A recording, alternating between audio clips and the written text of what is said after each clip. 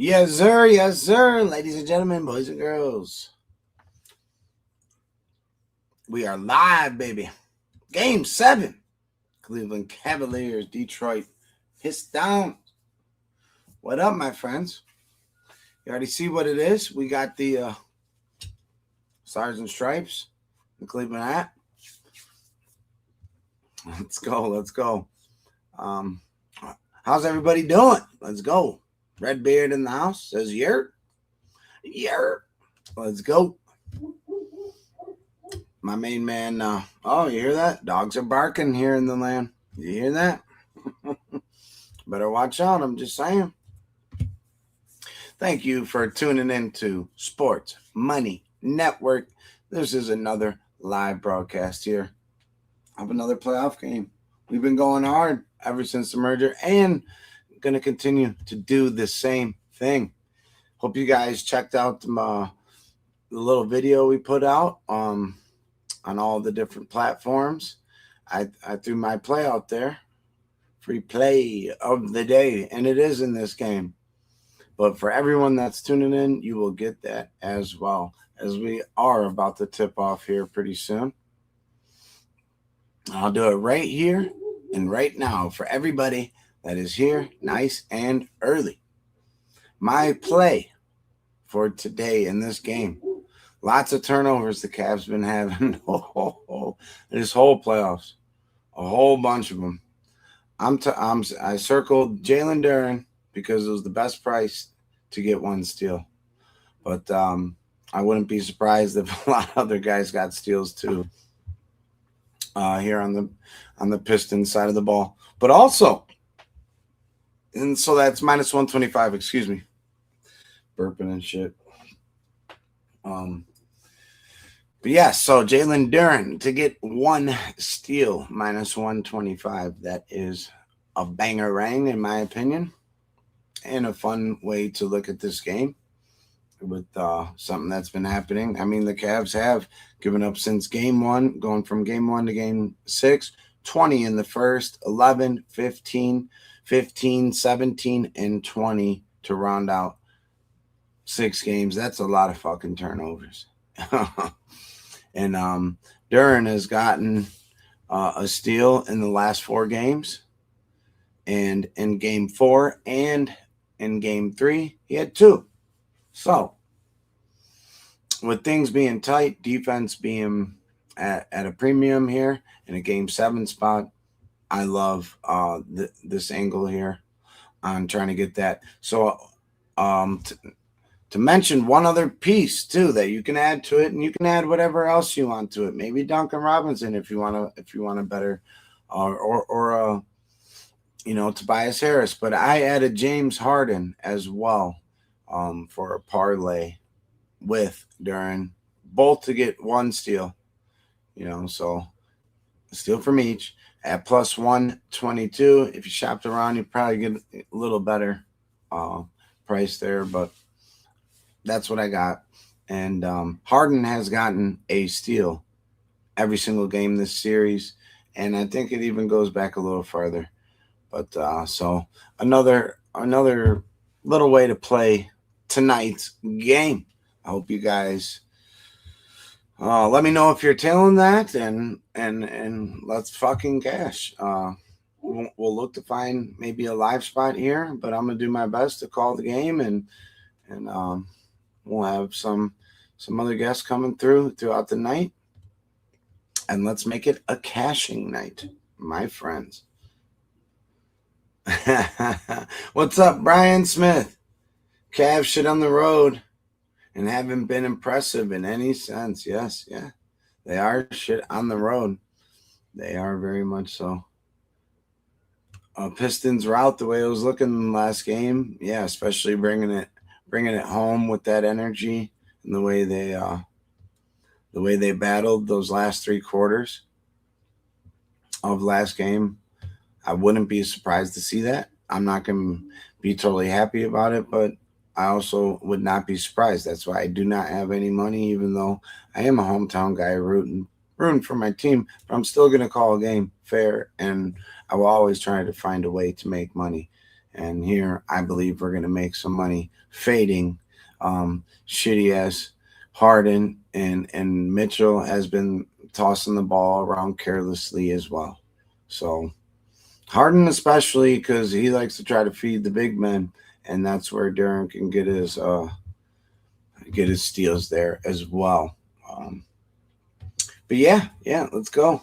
I'm the Great. What up, big and chat? What up, Big Show? How you doing, my Detroit brethren? Let's go, let's go. Having some fun tonight. You guys want to become a Sports Money Network member?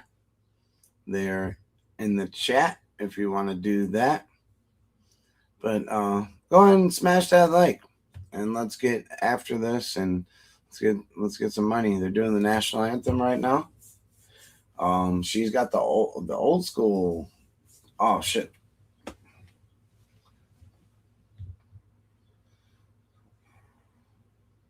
Hats off.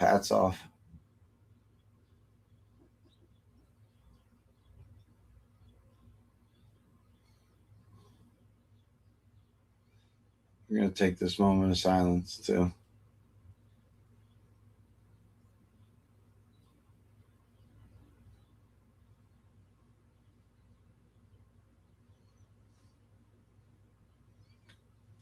No, we're not frozen. We're just being respectful to the flag.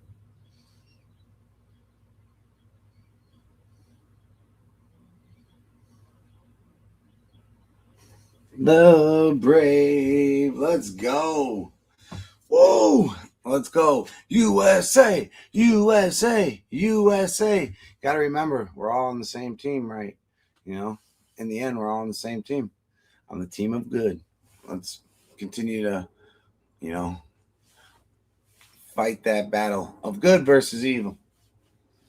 But enough of that. If you want inspirational quotes, shout out to Ron Lofton for naming that. We'll have them throughout the show. But it is time to lock in. But after the national anthem, we do have to take our time out each and every time, because this is very important to me. It's something I try to do each and every time I go live, because we all got friends, we all got family, and if you love the things and freedoms you have, we take this time to give a shout out to the men and the women that have served, will serve, or are currently serving our beautiful country. God bless you and your families. May everything be good and righteous and holy, and keep fighting the good fight, good versus evil. Cheers to everybody that's fighting the good fight across the world. Amen. Let's go. Party on. Now it's time to get it going. What do you guys got in the chat? How you feeling tonight? It's Sunday night. Game 7, baby. D-Town versus the C-Town. Is somebody going to get beat down? Some people in the chat think so. Let me know what you're feeling down below in the chat. Let's get it going, my friends. Whoa!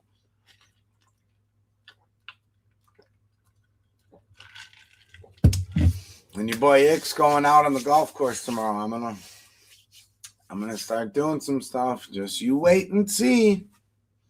Whether it's here, there, or the other, we're gonna have some good content for you out on the golf course and try to bring you some winners. So always stay growing, always stay evolving, my friends. And I've been stuck in a weird place for a little while in my life.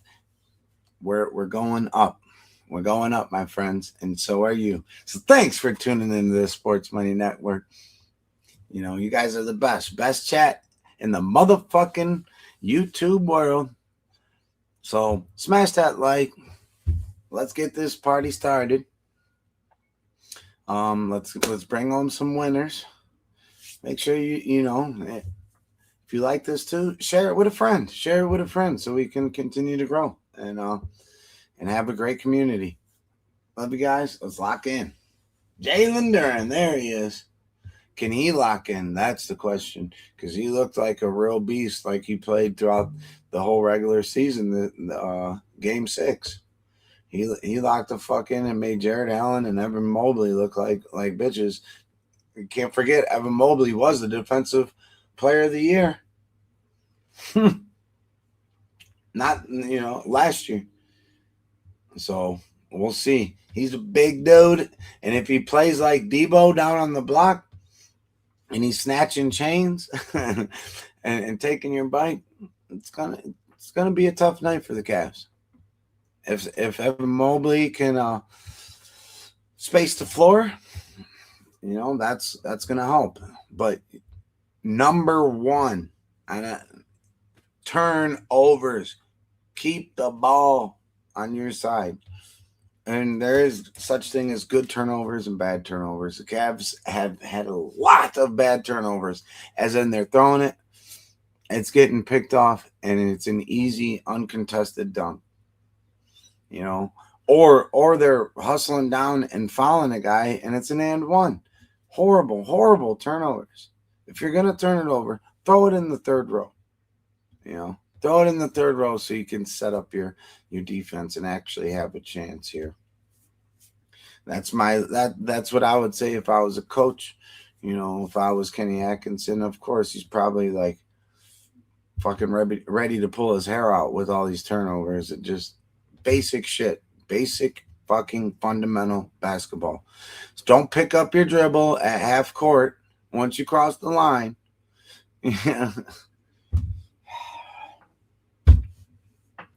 All right, so you can see the Cavs fan in me right there. And as for Detroit, they've been a little sloppy with the ball too. I mean, game 1 going to game 6. We'll start off there. 12, 13, 16, 20, 15, 18. All right, those are the number of turnovers they had too. So, I mean, they've won the turnover battle one game. I mean, they're turning the ball over just as much as the Cavs. They've won the turnover battle 2 times, but their turnovers aren't as crucial as ours. Those easy buckets. So,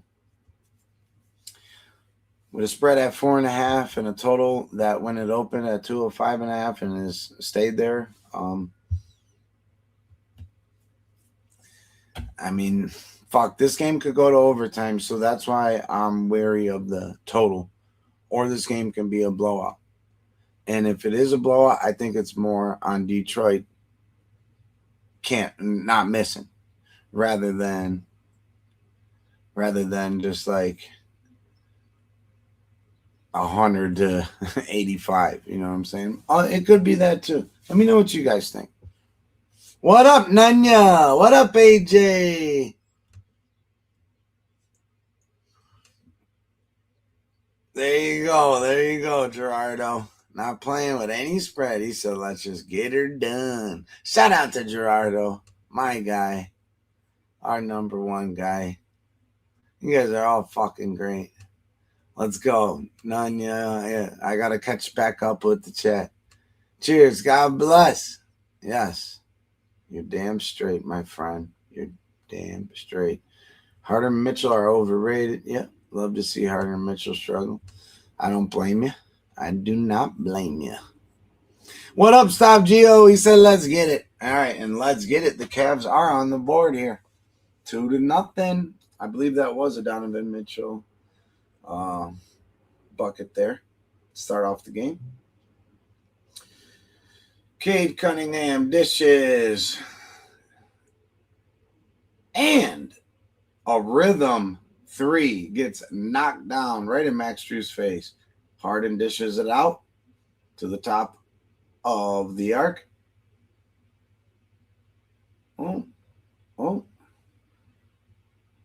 Here's a little loose ball stuff. It's bouncing all over the court. Harden with a rebound. All right, let's catch back up. Harden with a rebound.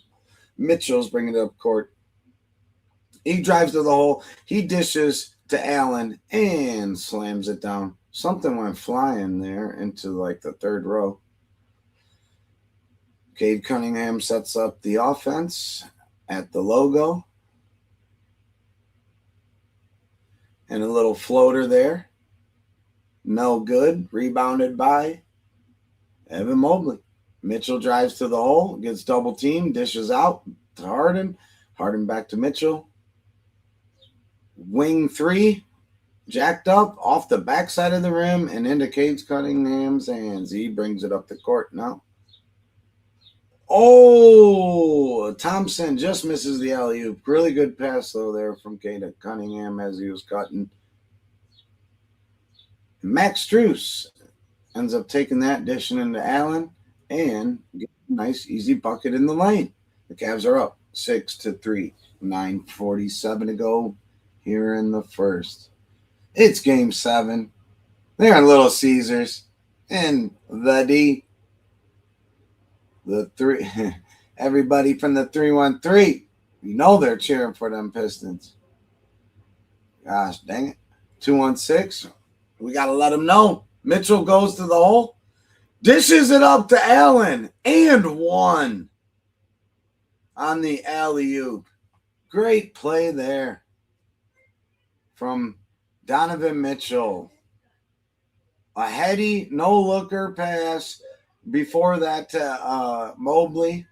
And then a nice way to get the double team and dish off to your center, who you need to get going.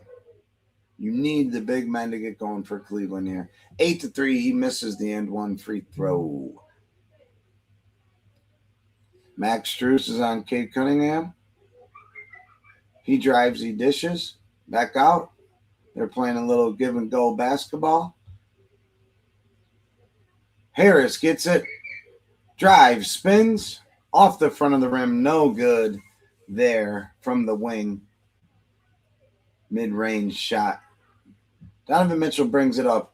He's getting guarded heavily. He tried throwing him down after a little 360 spin and gets denied at the rim. I don't know if that was a block or a steal, but Duren was in the mix. There goes a three from Detroit to make it 8-5. Mobley's bringing the ball up at the top of the arc. Harden's got it now. Tobias Harris is on him. He's shading them to the left. He wants them to go left. Or right, I mean. I'm sorry about that. Harden crosses over, drives, dishes out to the corner three to Mobley. No good off the front of the rim. Thompson tosses it up, almost stolen, but back to Cade Cunningham. And it will remain.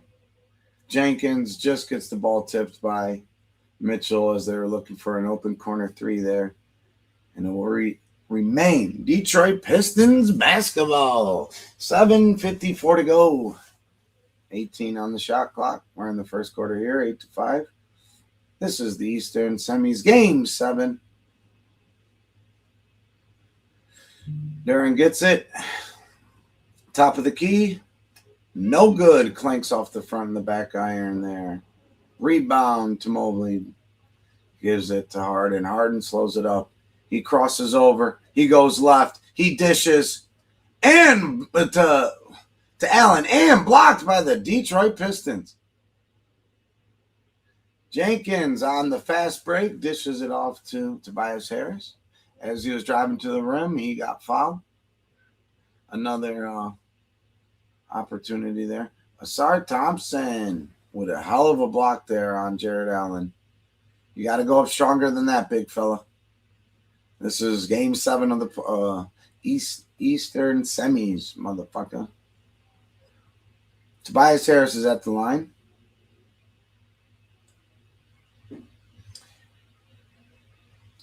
The Pistons have been in 2 Game 7 spots, and this is the second, along with the Cavs. Both of those series went to Game 7. Pistons, Magic.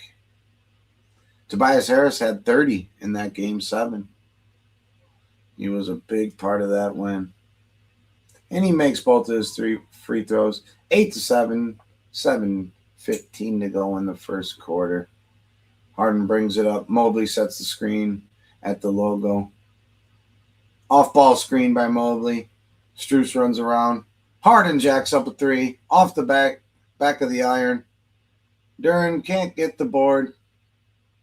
Max Strus with another opportunity. Jared Allen with an offensive rebound. Dishes out to Max Strus. And misses. Cavs had 3 opportunities there to get a bucket. 2 Strus misses, though, from 3. Duren's got the ball. He sets a screen. After he gives it up to Harris. Harris shoots the 3. No good. Off the front of the rim. It's going to be Cavs ball. Tipped, the last touch by Detroit as it goes out of bounds by the Cavs. By the Cavs motherfucking bench. Let's go. How's everybody feeling? What up, Razor? What up, what up, what up, my man? Cheers to you, my friend. I'm going to have to put this shit down for a little bit. So I'm going to toast up with y'all here. Game 7. Shh. Don't tell nobody. Just like Zane Cole at work. Shout out to everybody in the chat. Y'all are the best.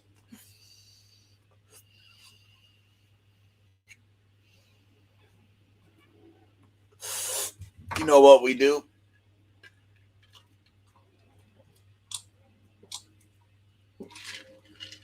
Cheers, my friends. Cheers, cheers, cheers. What up, Robert McCormick? How you doing, my friend? Big show. Asar's a really good all-around player, and so is his brother. 2 very, very talented, high-level ball players there that are brothers.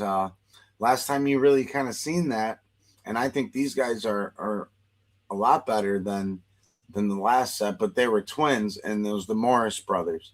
That was a really good brother combination in the NBA. Last that I can really think of, but yeah, both the Thompson brothers, Amen and Asar, doing their damn thing. And shout out to Amen. He's supporting his brother. He's been at all those games supporting his brother, like you would hope a brother would do. I want to see Chaos, Agent, Harden, and Mitchell come out. Pistons blow out. Come on now. Aaron Wright. Let's go.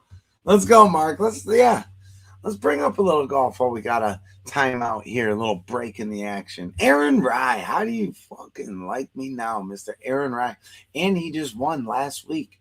Last week. It wasn't the main PGA event, but he won. Oh, it wasn't scripted. Golf ain't scripted like that. Nah, man. These guys are really playing. These guys are really playing, man. Golf. That's why I love betting golf too, and it's all plus money. For the most part, it's all plus money for the most part, unless you're betting round scores and this and that. And sometimes you can get your plus money there. But golf is a great sport to invest a little in, come out with a lot. So I like horse racing as well, but I'd rather do golf, me personally, because I love the golf and I like watching it. And if you can spend the time watching it and see how these courses are playing and see why a guy who did shoot even instead of maybe he could have been -4 that day. He was just missing. But if you didn't see that, you don't know. And then you can't make that next day adjustment or continue to fade. Like I watched Bryson on Thursday shit the bed. Easy bet to take him over on Friday, over his round score, and didn't even make the cut.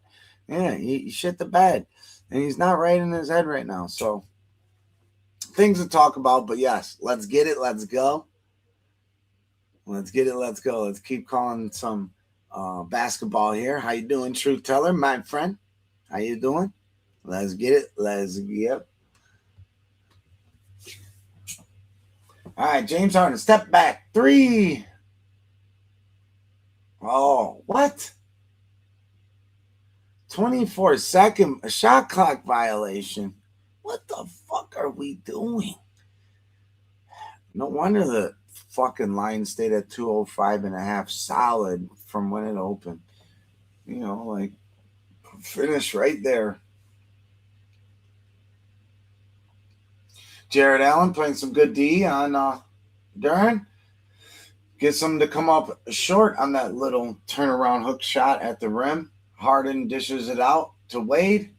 Wade, wing three for Dean Wade to make it 11-7 for the Cleveland Cavaliers here with 5:35 to go in the first quarter. Duren's, he's working it.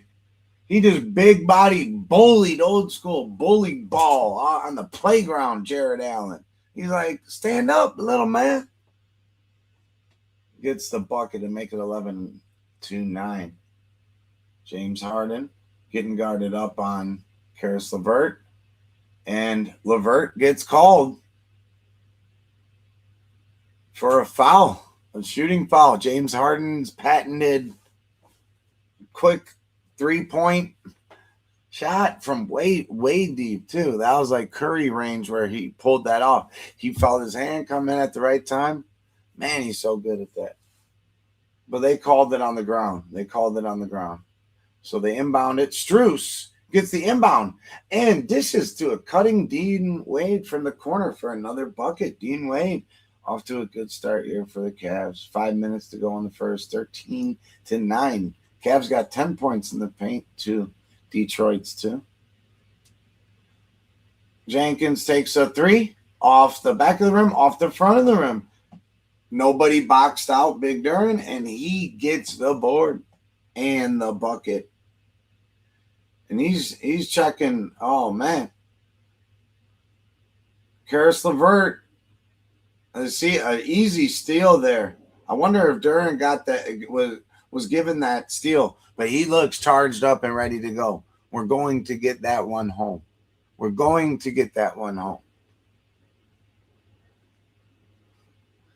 Playing some bully ball.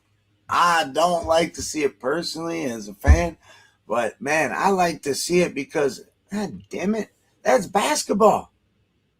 What the fuck?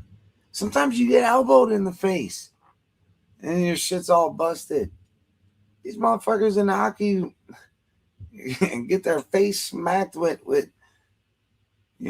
pucks and shit and smile, pull out the tooth and fucking smile about it and go right back to playing.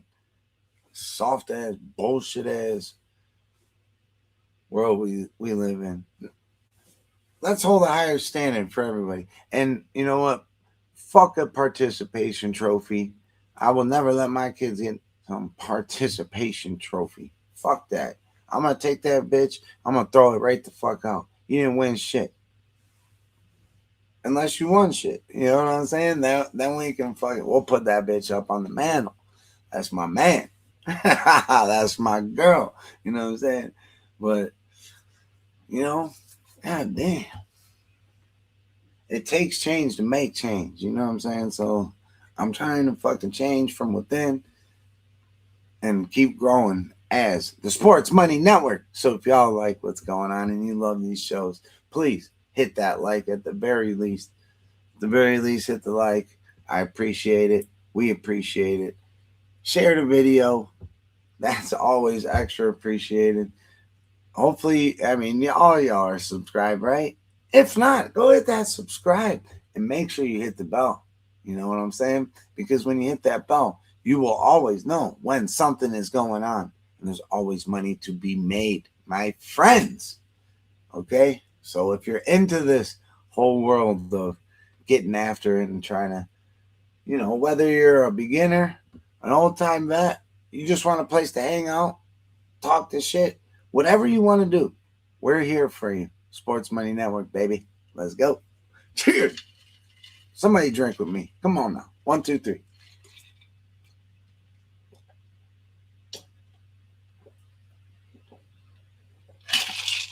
That's nice and fucking cold. It was 80 degrees here in the land. I haven't felt that in a long time. I was loving every minute of it. Kids are happy. We're all happy. So it's good to be outside. Softball's going on. Hope everything's going good with y'all. The kiddos are at home or whatever, and all the sports going on and stuff. It's a great time to be, live and supporting good stuff. So cheers to y'all. We're waiting for this timeout here to wrap up and get back into this. Let's take a look at the chat real quick, my friend. What up, Damon? Never lost. Manya. My man. What up, Dale Fick? My man. Yeah, exactly. Yeah, just hit him to the bench. Look here. Hold my chicklets. All right, we back to it. Oh, I appreciate the love. Thank you, Woke's joke, my friend. All right. Dylan, what up, my friend? There's Dylan. Yes, sir. Let's get it. We're back in action here. The Cavs did score a bucket there. 16-13 now. The Cavs are 2 of 8 from 3. The Pistons are 2 of 4. Just under 4 minutes to go here in the first. East Semis, Game 7. In Detroit, Michigan. Cavs. Pistons, baby. Pistons. Answer with a nice mid-ranger there by Cade. Merrill drives to the lane, dishes to Allen. He puts it up. No good. Oh! Sam Merrill took a charge, but bounced his head so hard off the ground. Oh! He's smiling about it. Oh! I hope he's all right. Oh!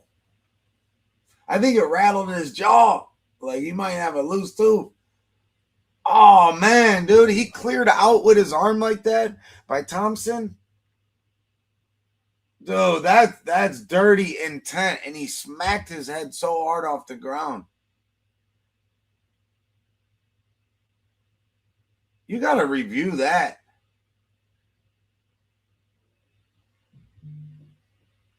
Look at Ben Wallace and Rip Hamilton there. Man, they had a fucking nasty, nasty squad, bro. Just mean. Rasheed Wallace. Cavs and Pistons, man. I would love this rivalry to continue. I love this right here. This brings back good memories. James Harden off the glass for another dose. Both teams are keeping better handle of the ball here now. Oh, Harden almost gets a steal there, though. We need a Harden steal. Cade jacks up a shot there at the end of the shot clock. Good defense by the Cavs. Good defense by everybody. Shout out to Sam Merrill. He's still out there. He's playing tough. He was face guarding I forget who he was on, but he was face guarding him in the corner. Didn't even know the ball was loose behind him because he was locking them up. So those are things you want to see from your team there, especially the second unit.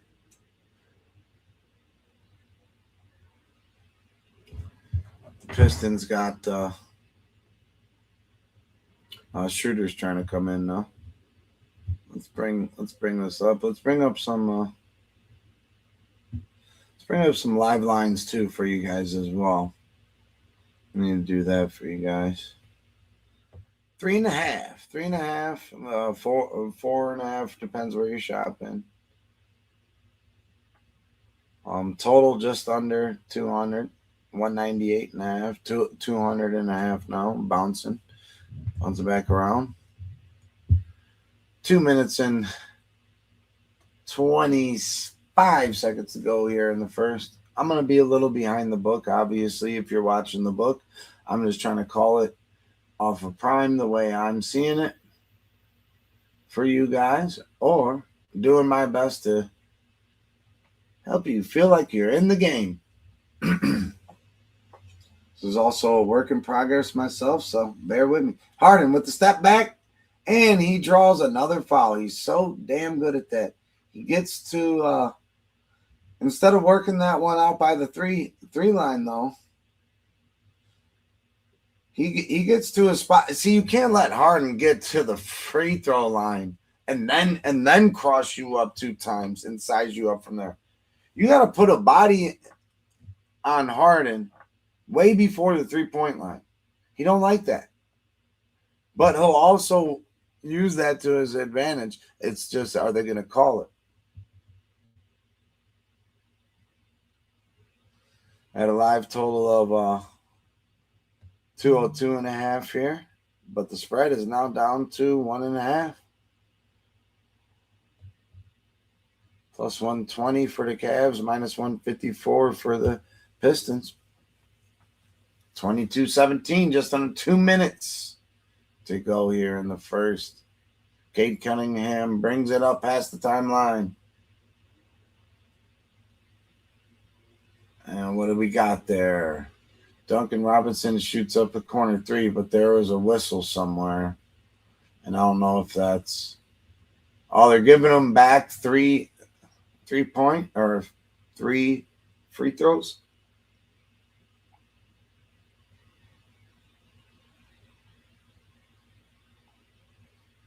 Yeah, he hit his elbow. He got him back at his own game. Not that he got hit with that last Harden one, but he pulled a little of his own medicine on him. Duncan Robinson. Game 6, he had 14 points in 20 minutes. Solid production there. Oh, he rattles that. The second free throw off the front rim, back, and then out.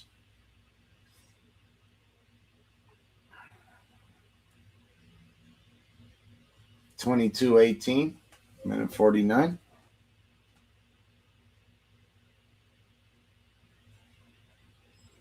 He makes the second one. Schroeder brings it up for the Cavs. Dishes it to Mobley.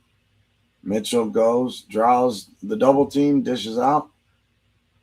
2 very nice passes from Schroeder to Mobley to Merrill in the corner. After Mitchell got the double team there and made the D collapse. That was beautiful and well answered by Merrill. Detroit misses. Cavs are bringing it up here. Here comes Mitchell.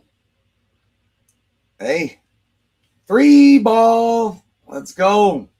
Spider from deep with a minute to go. 28-19 Cavs. They're 5 of 12 from 3 so far. Good defense. LeVert misses badly. Doesn't get back on D. No, now he does. Cavs slow it down. Schroeder dishes to Merrill. Dishes to Mitchell. Mitchell with his patented over-the-top swim move. Off the back of the rim. No good. Pistons bring the ball up here. They're going to slow it down. 10 on the shot clock, 12 on the game clock. Dean Wade. Step back 3. Bang! Right in Dean Wade's face. The Pistons answer back real quick with a 3. 28-22. A heave from Mitchell. From the logo. It's good! 31-22 to end the first quarter. The East semis. Game 1, baby. Donovan Mitchell gets it off in time. Bang! The bank is open. He said, cash it. Lego. Cheers. My friends.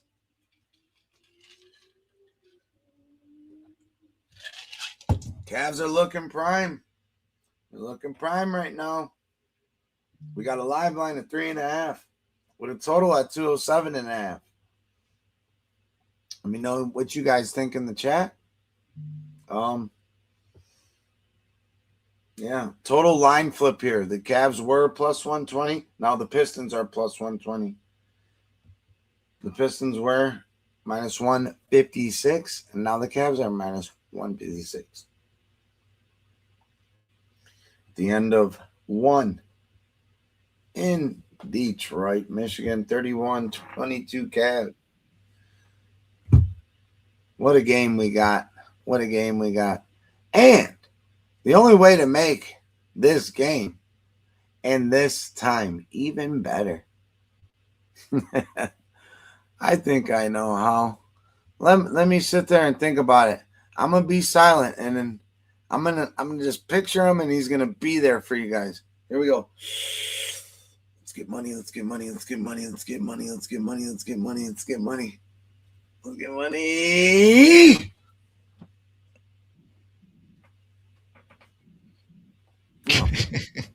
Fuck! Get that money. Mike, click something. I don't know what's going on. I got it. I had such a great idea and everything. we can. All right, there it is. Hey, look at this. Look at this. What up? This is a nice combo right here. This is a nice look. This is a nice look to everything. Yeah, you're screaming America right now. I like it. Look at that. Yes, sir. Old We got American flag. How you feeling tonight? Let us know what's going on in Mike's world while we got a little break in the action.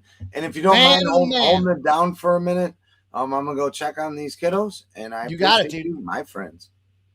You got it, dude. Listen, I told you guys my theory was the Pistons and the Knicks will be playing in the Eastern Conference Finals.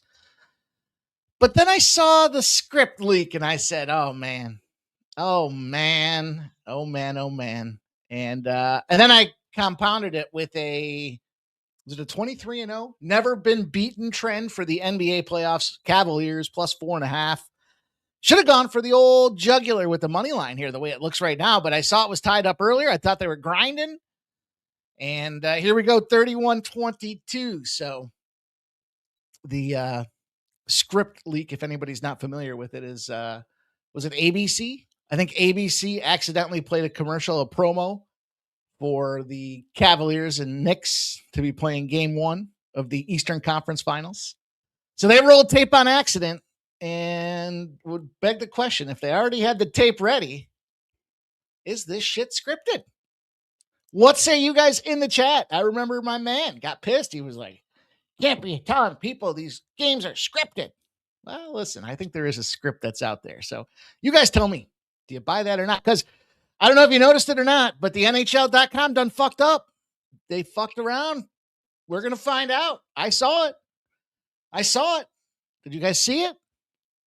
I might have even bookmarked it. Let me see if I bookmarked it.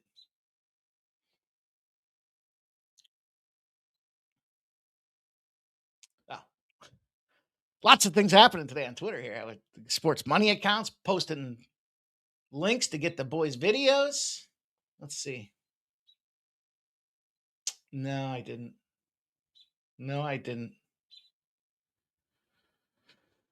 Well, that's too bad. Damn. Why didn't I save it? Woka's joke says Sabres or Habs. Come on, Mikey. I need something to go against. Nuke says settle down with the script second quarter. Listen, I'm not the one that put the promo out there. I was either ABC or ESPN. I can't remember which. I'm going to guess it's whoever's hosting game number one for the Eastern Conference Finals. So, that being said, you guys, we don't need to even watch the rest of this game. Cavaliers are going to end up winning. That's the way the cookie crumbles. But it's been a fun stream. Thanks for having me. We'll see. I always mess with my head when I see that script stuff too, because I don't doubt it. I mean, we've heard NFL players have come out of the woodwork talking about how they've had to sign non-disclosure agreements and They said that they work on a script A and a script B in practice.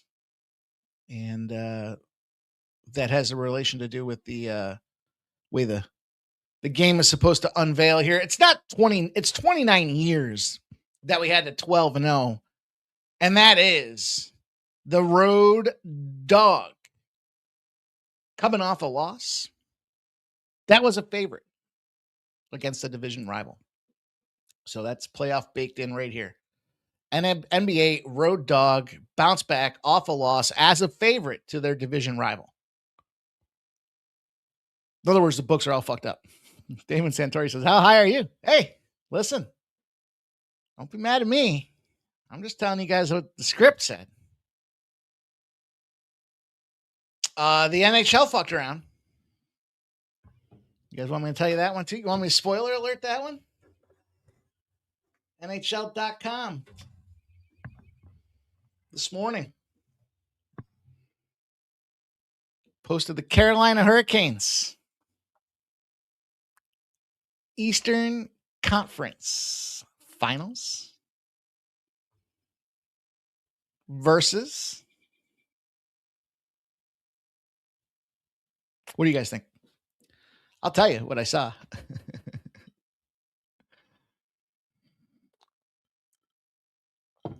I don't know, Nanya.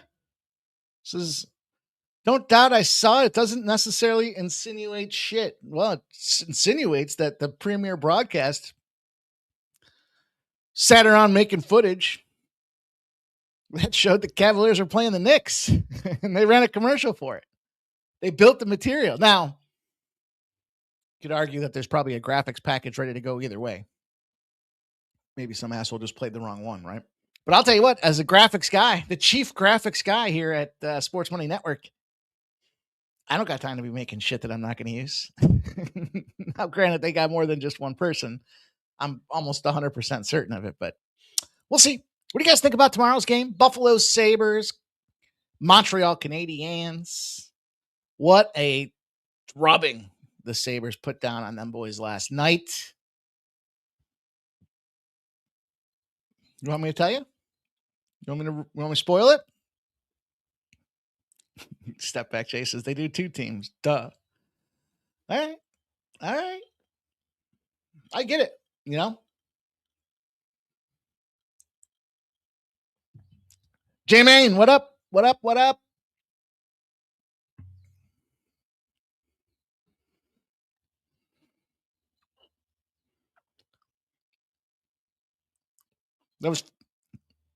He says you got to have two graphics ready to fire off after the game. I agree. The only difference was it's not after the game. It was after the game. It was today. The game was over, what, 2 days ago? So we'll see. We'll see how it plays out. I'll tell you what played out was my UFC card last night. Holy shit. Winnable subscribers, those of you that take the time to support me, I certainly supported you. We put up over 5.5 units on the UFC marketplace last night. Pretty solid. Ups and downs, but the worst part is I had 3 spots that I went pretty good on. 2 of them lost. That sucked. One was 3 units, the other was 2 units. And then the one that lost with 2 units, I think, was tied there with 2 units. So 7 units in those 2 spots, and we still ended up 5.5 units up. So it was pretty good. UFC's been pretty good.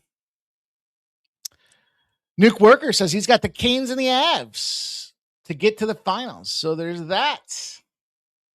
I saw today the longest layoff in hockey history for a team in the postseason are the Carolina Hurricanes. I think it said they played 6 games in 38 days or something like that. It's crazy. Wokashuk says, don't rest on Marty or Lindy. Thinks Carolina can get stung. Nuke Worker, I feel it's in your best interest for me to share with you the script, the schedule release. NHL.com posted that the Carolina Hurricanes will be hosting the Buffalo Sabres for the playoffs here this year. So now, let me ask you, does the NHL.com have to have 2 graphics packages in place? I'm a Buffalo fan by geography, yeah. But Nuke, in all fairness, I keep talking about how stupid the Flyers are, and that's my team. So, there you go, you guys. There's a little fun Sunday night activity for everybody. Tell you who's winning tomorrow. Told you who's winning tonight. It's only right. Now we give the bookies a hell of a fight. You know what I'm saying? Shout out to nasty motherfucking Nate in the house. Says Nuke. Nuke says fuck the script though. All right. I don't know if is it really a script or is it just accidental exposure to the fix? Speaking of the fix, did you guys catch that Ronda Rousey? I can't say her name. I've never been able to say her name. Like a fucking toddler missing my teeth. Ronda Rousey. I gotta slow it down. 15 seconds she choked that girl out. Made her tap or snap, and she got her in position in 15 seconds. We were talking about that last night live. Physically fucking impossible that has to be. I remember saying, you got to play this thing. What's going to happen? She's going to come up there and pop her in the face right away and knock her out? Because the under 1.5 rounds was like juiced. Sure enough, that's pretty much what happened. Put her to the ground, and I don't know how you go to the ground in 15 seconds. But we're here for the NBA, you guys. I did put 2 player props out there for my winnable gang today. Maybe it was only 1. Let me look. After a late night of UFCing, I get a little fuzzy the next day. Just one. Redbeard was hoping for Gina. I had James Harden over 18.5 points that I gave out there today. I know a lot of people talking about the under.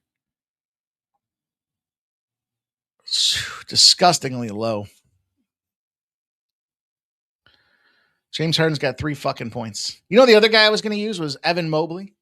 He's got 8 points. That's what I get. Coin flip. As my guy Shark likes to say. It's a coin flip. Yeah, Locust joke. 17 seconds, man. How the fuck? And then I saw Ronda got 2.2, and the other gal there picked up 1.05. What the fuck?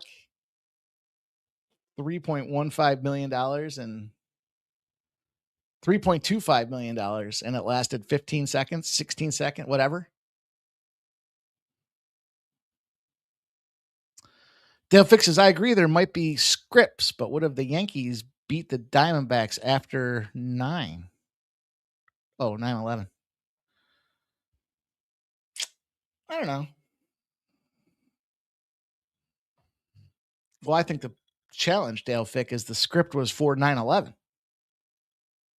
And so anything that happened after that wasn't necessarily mapped out. You know what I mean?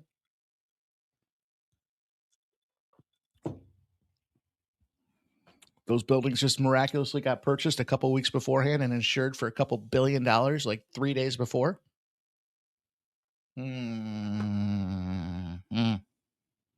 It's very coincidental. A couple $100 million goes missing from government budgeting, and the room that kept the receipts was in the Pentagon. All right. Don't get me started. I did take some action in the WNBA tonight as well. Suppose I should look before I give it to you. No, there we go. Oh, wow. Wow, the W's flying tonight, huh? Excuse me. I gave out the Chicago Sky +5 today. That was the only play I gave out. They're up 4 with a minute and a half to go. Let's go. Redbeard, you're right. Toronto Tempo over the LA Sparks. Beating them gals up. Shout out to everybody that's here, though, man. Appreciate you guys jumping in here with us tonight. It was game 7. Fellas were talking about how can we get some game 7 coverage. Everyone was feeling froggy today, putting some play videos out there for you guys. By the way, speaking of best play videos, hopefully you caught my best bet last night in the San Diego Padres. Plus 150, plus 150, and a plus 265 was never in doubt. Dalefic, thanks, buddy. Woke Jokes is better the day with Dodgers minus 1.5. Why didn't I put $1 million on it? Because I don't have $1 million. Come on, Nuke. You don't think everything just happens independently on its own volition, do you? Stop it, Nuke. You've been around.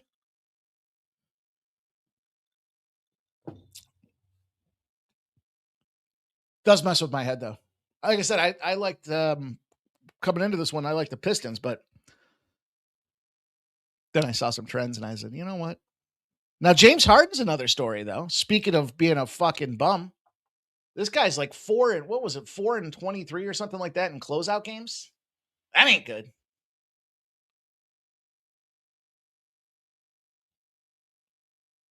James Harden. You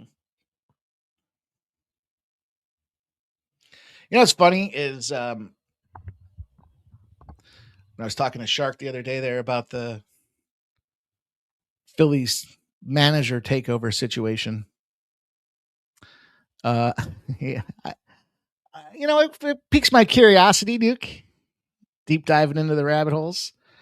We were talking about the Don Mattingly situation, and he was like, it's nepotism. And I said, the thing is, Don Mattingly didn't want the job, and they didn't want Don Mattingly, so they took somebody because they needed to have a manager in there. Well, how about this? Phillies were 9-19 before Don Mattingly takes over as the manager. He said they're going to work on bunting. They're going to work on a bunch of other stuff that they just don't. They were just typically hitting for power, right? They're now 15-4 since this dude took over. Isn't that impressive? I thought that was impressive. And the Cavaliers now up 41-29 here, 7 minutes, 4 seconds. I couldn't believe this game was on Amazon Prime. The fuck? How'd that happen? Who was sleeping at the wheel for this one? I do like live streams with the Amazon Prime games, though. Because then we're all seeing it at the same time. As opposed to the UFC when some guys are inherently always 12 seconds ahead of me. That fixes Padres booting boots to ass. What do we got? Oh, Jesus. I had the under 7.5 in that game. And it was a late release, too. Redbeard says all these subscriptions getting out of hand. Dude, they really are. I saw this year, I can't remember the number. I'd be making it up if I told you. But if you wanted to watch every NFL game this year, I think it was the NFL, the number was ridiculous. It was like, think about it. It's just no different than this NBA shit. You get Netflix games, Amazon Prime games, fucking Sports Money is going to be streaming a game. I script released that one for you guys. Dale says all the NBA seem to be on Prime. I wonder if that's the tipping point for the NBA. Meaning, like I said this before, these shenanigans aren't going to stop until you impact their pocketbook. And you can't impact their pocketbook if the networks keep writing multi-billion-dollar contracts, right? So I wonder if the interest has waned. Probably not, though. Amazon in general Just a fucking powerhouse.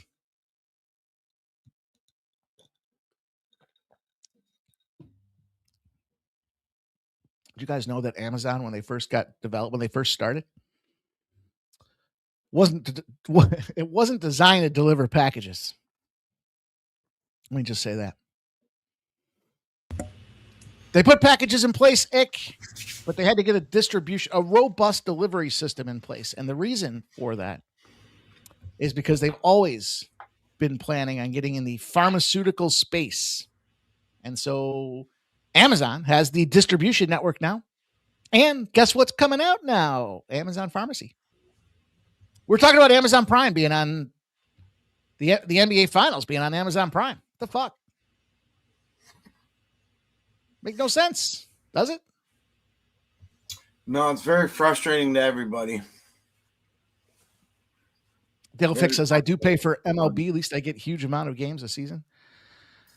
I get IPTV. We're up 15. I took a little break, got the kids situated, and we're all good there now. Nice. But took a little break. The Cavs are up 15. Damn. Sure. Yes, sir. Yes, sir. You heard. I gave everyone the script. I told them what was out. Told them about the Cavs tonight. Told them about the Sabres tomorrow. Oh, so you told them about the Cavs. Yeah, well. So far, so good.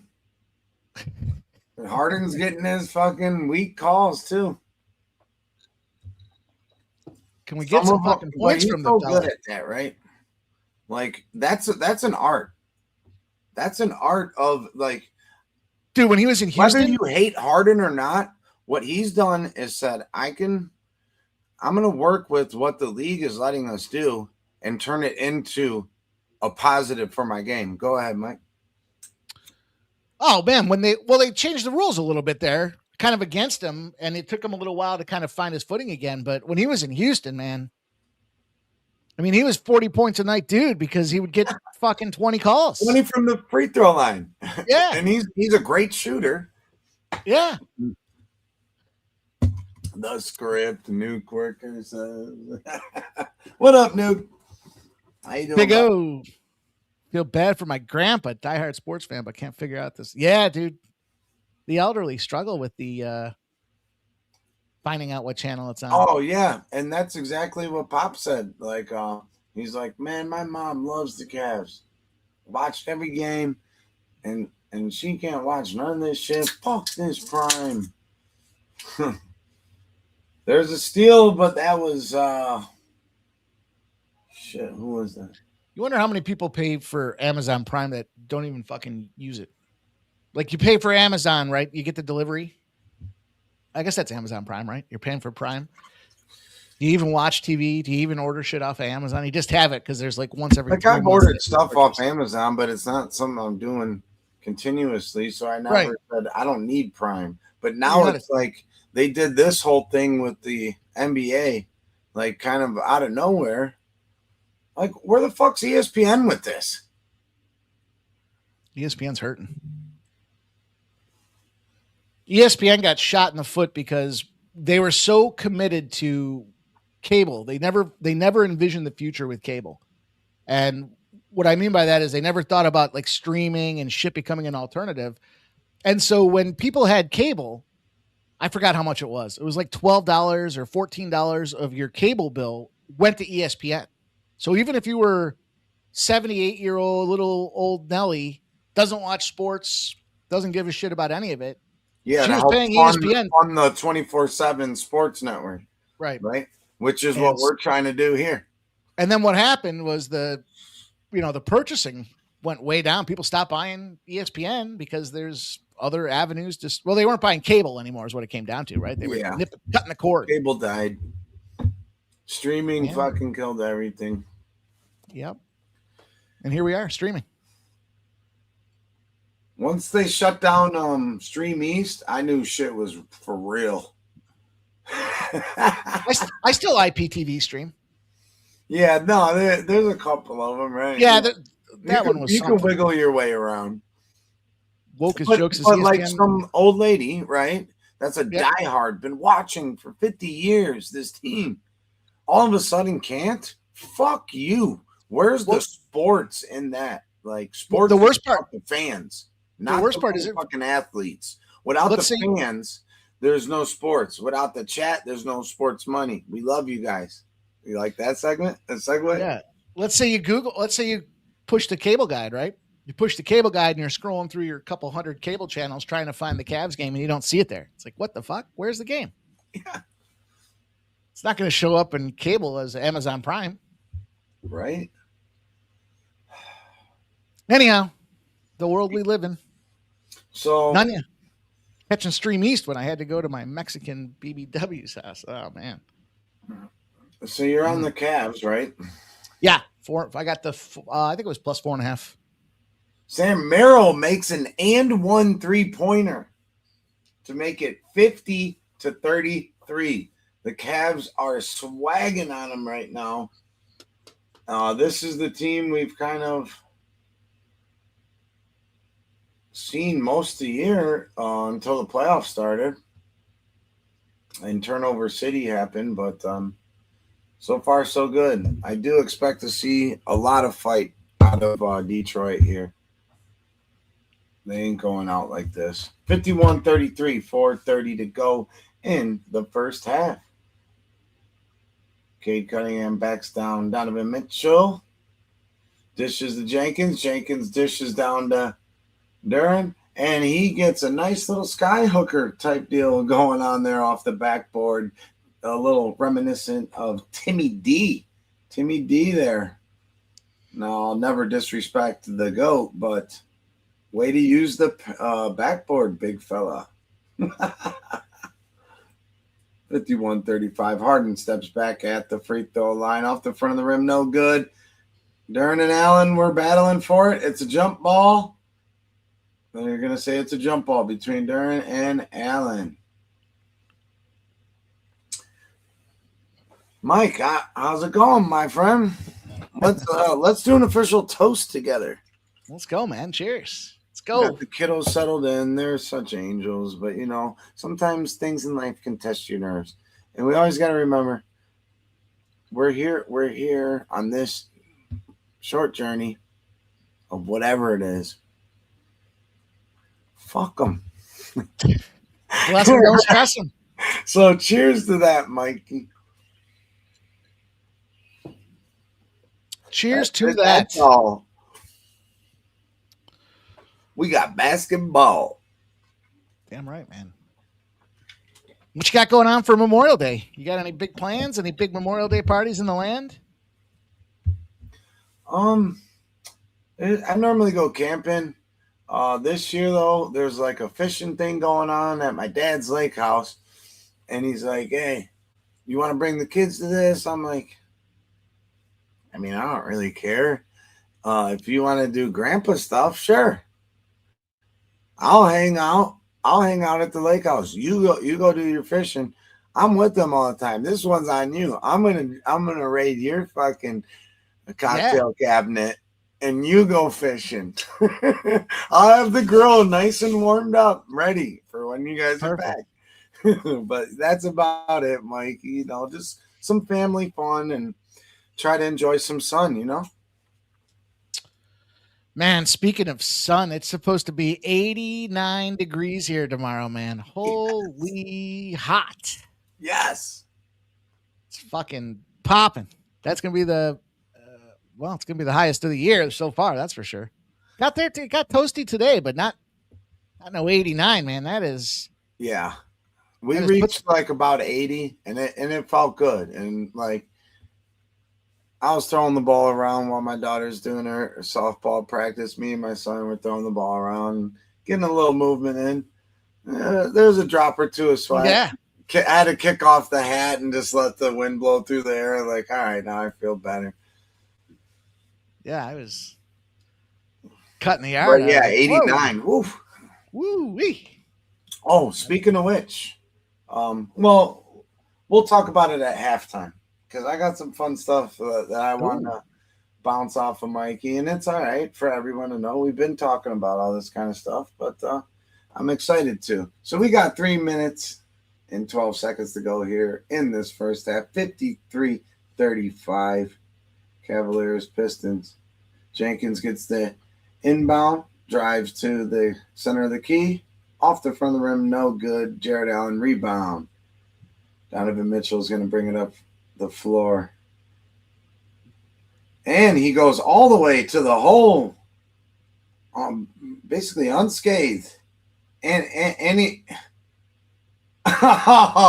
and he's getting into it with this guy in the stands. Let's go. Play pissed off. Fuck that dude. Yeah. If that's what it takes, let's go, Mitchell. We need playoff Mitchell, not motherfucking softy turnover. Gosh, dang it. Mike, we got a timeout here. Here, run us through some stuff, my friend. I'm putting a tweet out here right now. Okay, all right. Yeah, action going. My bad. I just don't ever want to feel like I'm just fucking rambling and cutting anybody off. Hey, dude. Ramble away, my friend. No cutting off here. It's just the two of us, man. Just the two of us. We can make it if we try. Just the two of us. Mike and I. K. Cheers. Let's go. Cheers to that. There it is. Papa John's. I got a Papa John's commercial on TV. I haven't seen Papa John's in a minute since they had their little issue. Turned out to be a big issue. Hey, Mike. Do you fuck with country a little bit? Sure. All right, Kenny Chesney's got a new song out. Oh yeah. Yeah, dude. I really dig it. He's a little poppier than the country I like, but he does have some really good songs. So I heard a couple of I was talking about this when I was doing my pre-gaming show the other day. I had the earbuds in and I leave the phone on the deck so it's not in my pocket as I'm walking around cutting the yard, and a couple country songs came on. I couldn't tell you who they were or who sang them, but I was laughing at one of them was talking about how he's the whiskey's starting to taste a little watered down, so he's going to start doing cocaine. I started laughing. I was like, oh man. And then there was another one where the guy was talking about the girl. It's good to be a hot girl or something like that. He's like, it's good to be a hot girl because everything comes easy. And he's like, she's got rug burn on her ass, but I don't know. I didn't even know how the song. It was just not often that I find. Are you sure your buddies didn't make that? Did your friends have a country band? So we have some friends that live up north of the border that do some songwriting for some country artists. But no, I was laughing about that. I thought, yeah, that's like David Allen Wade. Yeah, I think that's his name. It's Johnny Knoxville's cousin. That talked about the rubber on the ass. Yeah, he has like just funny songs that are straight country, and he's a good picker. But it's like the one is she's gone back to whoring, down. Like you can go so on and so forth. But he's Johnny Knoxville's cousin, and man, he's got some. I hit that pretty much on the head there too with that note, because he sounds like me. He smokes and he's Johnny Knoxville's cousin. Oh, and the cool one. the one dude started talking about. It was drawn out too. We didn't come right out of the way and start talking about doing cocaine, but there's a song going on, and then all of a sudden I heard it and I was like, did he just say he's switching to cocaine? And then that becomes like the chorus: is the whiskey's tasting watered down. Yeah, normally it's like I'm done with that, and then I'm going the other way. They're like, dude, no, this is bullshit. We're getting heavy.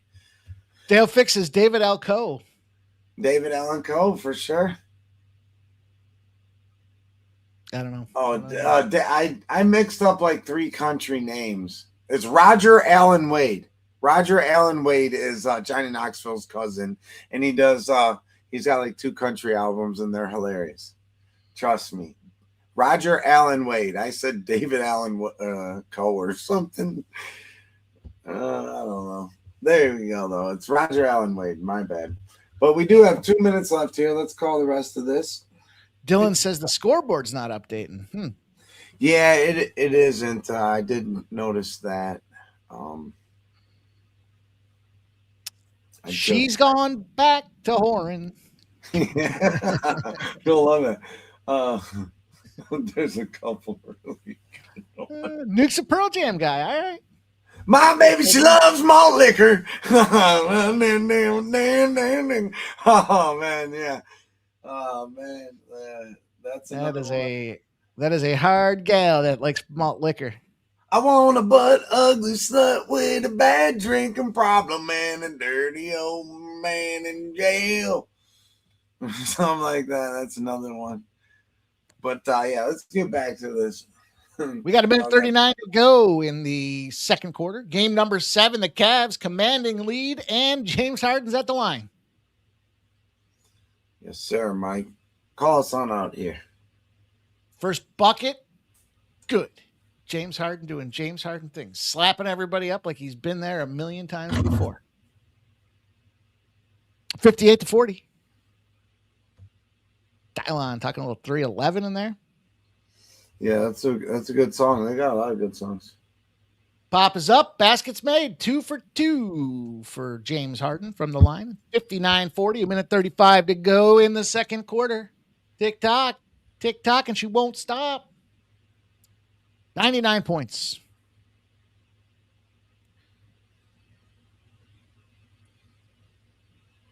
Tobias Harris off in front of the rim from the corner. No good. He gets his own rebound, drives to the hole, and gets fouled. He'll be going to the line for 2, Mikey, with a minute 20 to go. 59-40. Cleveland Cavaliers.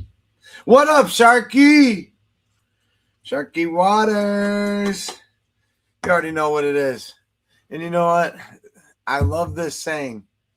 And I try, like, I love this saying, and I never say it because I don't want to, like, fucking be stealing your shit. But it's, since you're here right now, it's cheers up, fears down. Let's fucking go. Cheers.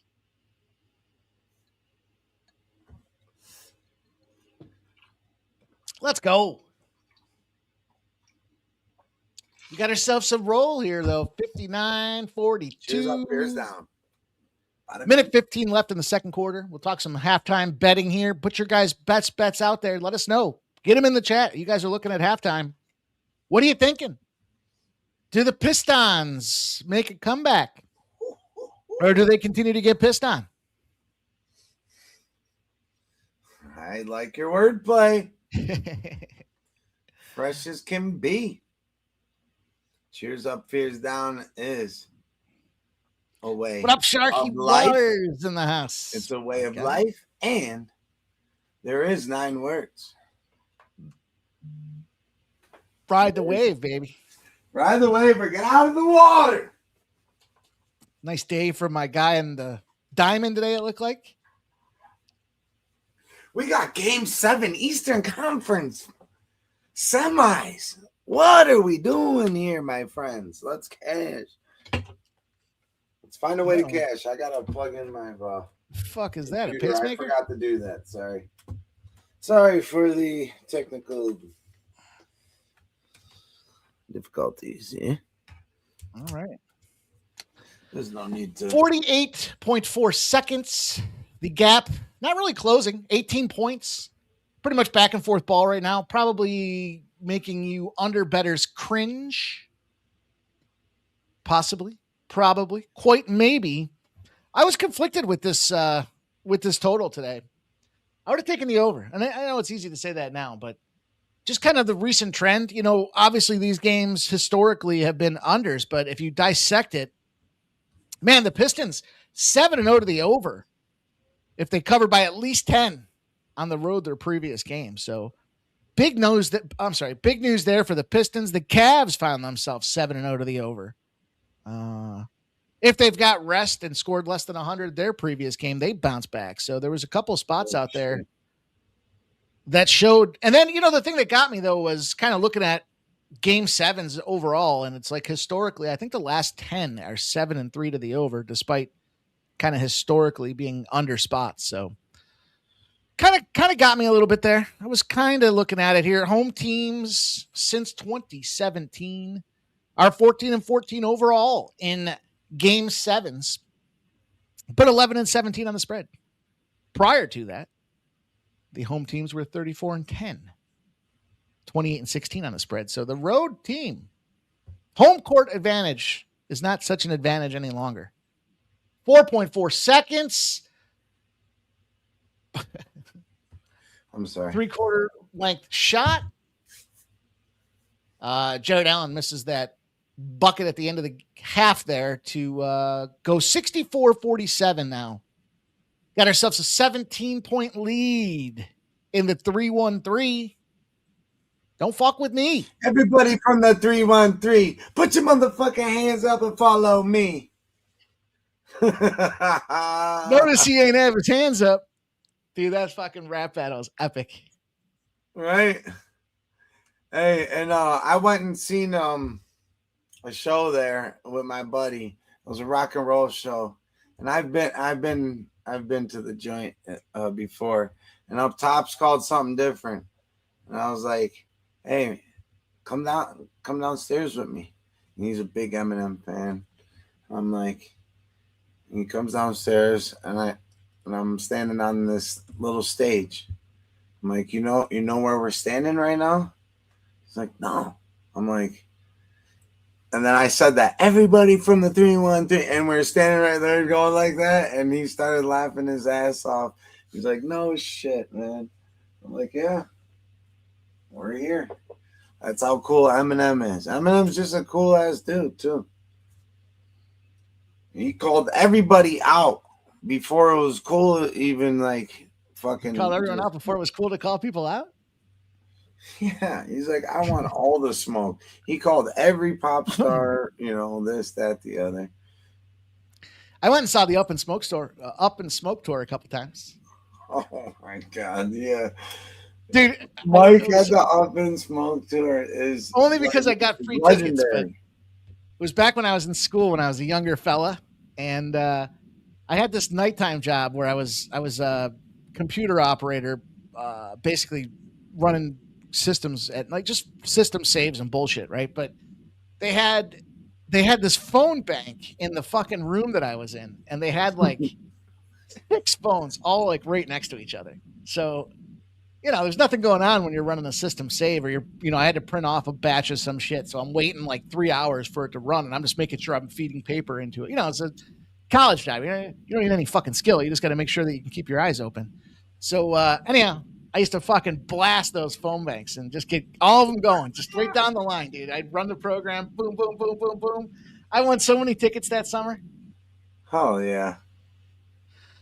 Yeah. Those are things that we love to hear and see. And that's why if we work together, some people might get blessed on the action. It's always good to keep a notepad around. You never know what kind of stat or something you might get. On some real talk, on some sports money talk, because we are sports money and we're trying to get that sports money. But of course, we like to hang out and have fun. We're live. You already got to play. You got the free play today. And I actually got to look in on that, see where we're at. Hopefully, we got something there. If not, I'm not too worried about it. But they did clean. The Cavs cleaned up their basketball, and that's why it's 64-47 right now at halftime. Mike, what are you thinking about the second half or third quarter, fourth quarter?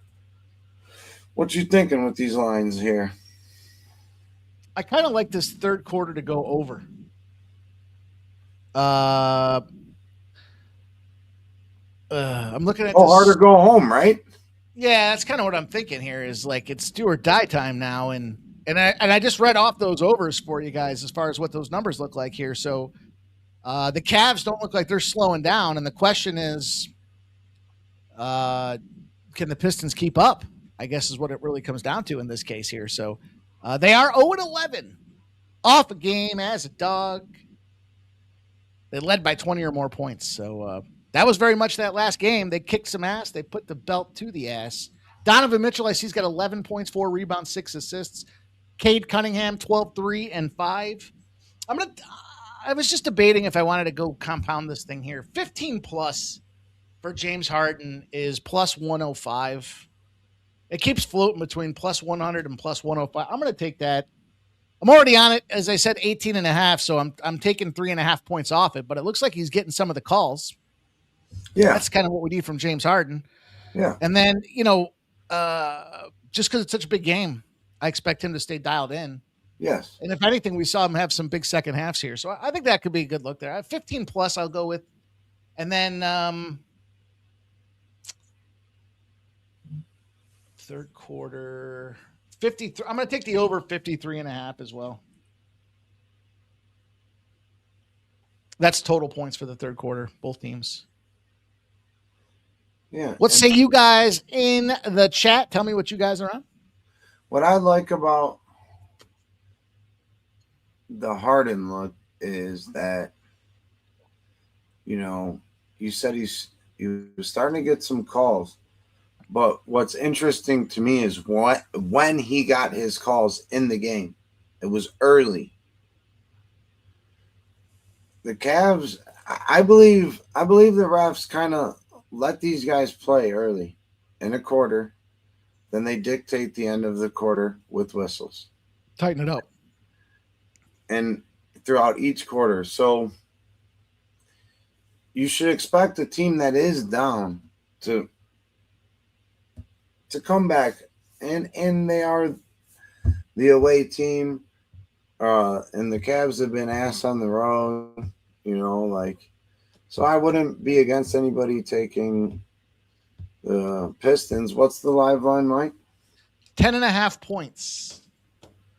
Listen, 10.5. You're taking the Pistons. To me, plus 10.5 looks nice and all, but what's the end game? You're better off taking them on the money line at plus 420. Well, I think what the 10.5. All we need to do with that, Mike, is just be aware of that was our halftime line. Just write it down. I think that's how we attack that and keep going with your thought. Well, I was just thinking from a Pistons perspective here, it don't matter if they're – look, they're down, 17 points right now? Realistically, they're not in a position where they're – that seven doesn't make a difference to me to see the Pistons cover. In my mind, the way I see it is the Pistons come back and win this game, or they get fucking abused in this game. And so the 10.5 is not quarter is interesting, Mike. And your look with the over is very sharp, in my opinion. And something I've been playing, but it didn't work last game. They got absolutely destroyed coming out of the half. But the Cavs have been good in third quarters, and it was normally coming back from a shitty first half. And then they awoke, and then they fucking played this ticky-tack back and forth bullshit going into the fourth, throughout the fourth quarter. But so I think that all aligns with the smartest play and the sports money bet play. I would say if you want to play something now at halftime, I think we can both agree, Mike. Your live sports money halftime play in this game 7 here is going to be the over in the third quarter. Mikey, let them know what number we're taking and how and what the juice is. Look, we got 53.5. It's minus 115 on DraftKings for the third quarter. That is the official. Just because I don't see any reason why the Cavaliers would slow down, and the Pistons are going to have to pick it up. We just talked about the over trends and how these things are cooking. So I really like that number. And I'll go back to it. I don't think you need the plus 10.5. I think if you like the Pistons, you take them on the money line. And if you like the Cavaliers, you lay the 10.5 live at halftime here. I don't see, look, certainly could be way off here, but they're going to come all the way back and lose by 3 on their home court? Well, probably Mike, not. Something that me and you, throughout doing live betting together, that we've both kind of seen pretty well, and we know when to hit it, is those margin plays, Mike. Yeah. So I think if you guys too want to look for a spot maybe late in the third or halfway through or before, right around the 7-minute mark in the fourth, somewhere in between that gap is where you're going to probably look to try to get a margin play at plus money on the team you like, either 1-5, 1-10, whatever you like. Those are really sharp plays, and I know Mikey loves them, and we'll be smacking those all NFL season, motherfucker. Ah, let's go, Mikey. But we're locked in. Game 7, baby. Halftime. Cleveland Cavaliers up 64-47 on the Detroit Pistons. Oh, I had to plug my phone in. I didn't realize the fucking thing was dead. Can't be having a dead phone up in here. Dude, I put 2K prop plays out there today. I lost them both by the fucking hook. What a slob. Man. I was pissed. Well, we don't like to hear that. Let's bless the action now. Yeah. Let's bless the action now with a nice fucking toast to the boys. Toast to the boys. Cheers everybody up in here. You know what? Let me run the goddamn thumbs up video. If you haven't done it, do us the solid. Smack that thumbs up and let's bless the action. Let's bless the second half. Let's get this money.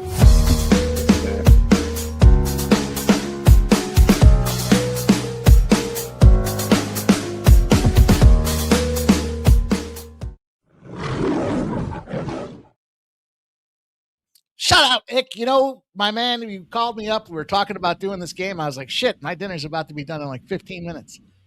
We're talking about it. I know Razor and I talked earlier. I said, you know, I'm a little That's what I did. I kind of kicked around the idea. And I'm like, man, what the fuck are we doing? It's game 7. Game 7.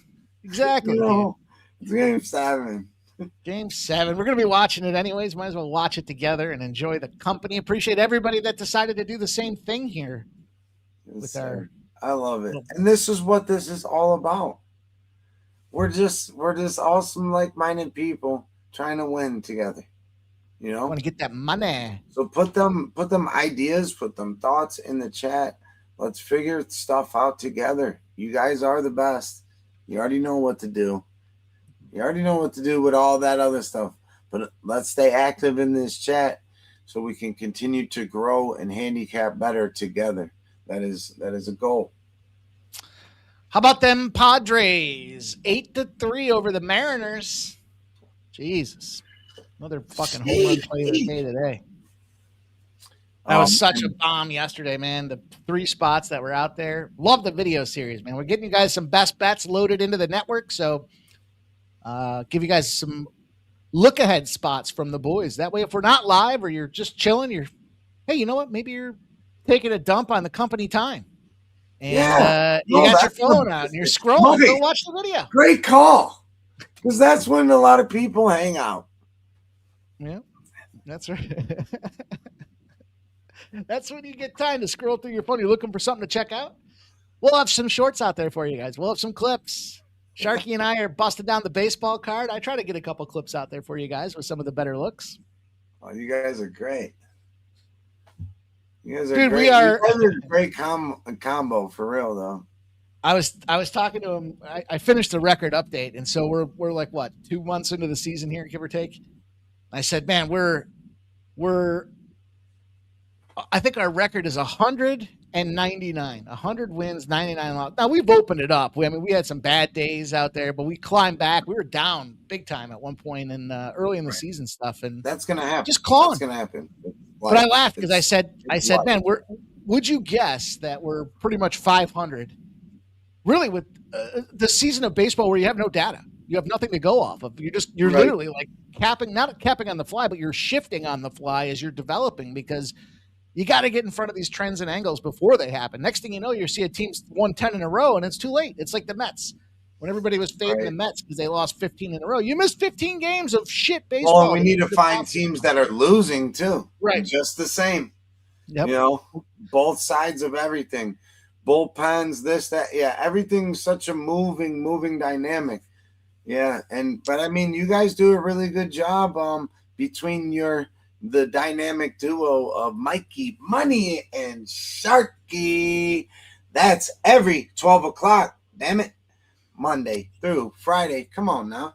You already know real shit, man. Real shit from some real ones, boys. That's what it's all about, is giving you guys something different. You know? Breakdowns, well spoken.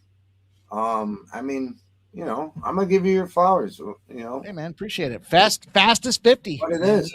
I personally enjoy watching you guys. You know what I'm saying? Like just because we're doing this together. No, I'm a fan. I'm a fan. We need to support each other. You know what I'm saying?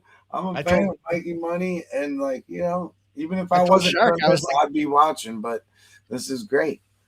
I told Shark, I said, I like some of the trends that he brings up there. We'll talk about this year's line versus last year's line. And I said, man, some of those environmental situations make a lot of sense. And then we watch the results happen, and it's like, wow, so good to have the dynamic of capping between you guys is a beautiful, watching it, how it unfolds is really interesting. And then if you add, and I hope people that are watching these shows are trying to learn something from capping rather than just, I want to replay.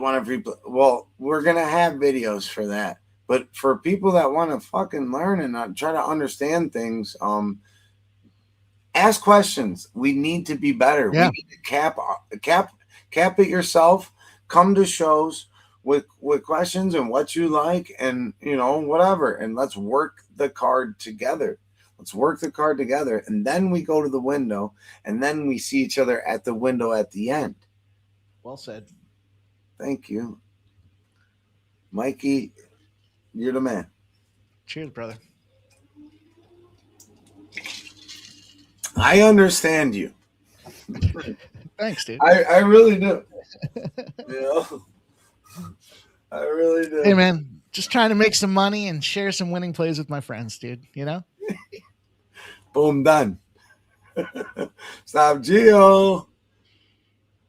What's going on? All right, it looks like we are underway, officially kicking off the second half for the Eastern Conference semifinals. Game number 7, the Cleveland Cavaliers, the Detroit Pistons. My man, Nick Snizzle. I'm your boy, Mikey Money. We're here at the Sports Money Network.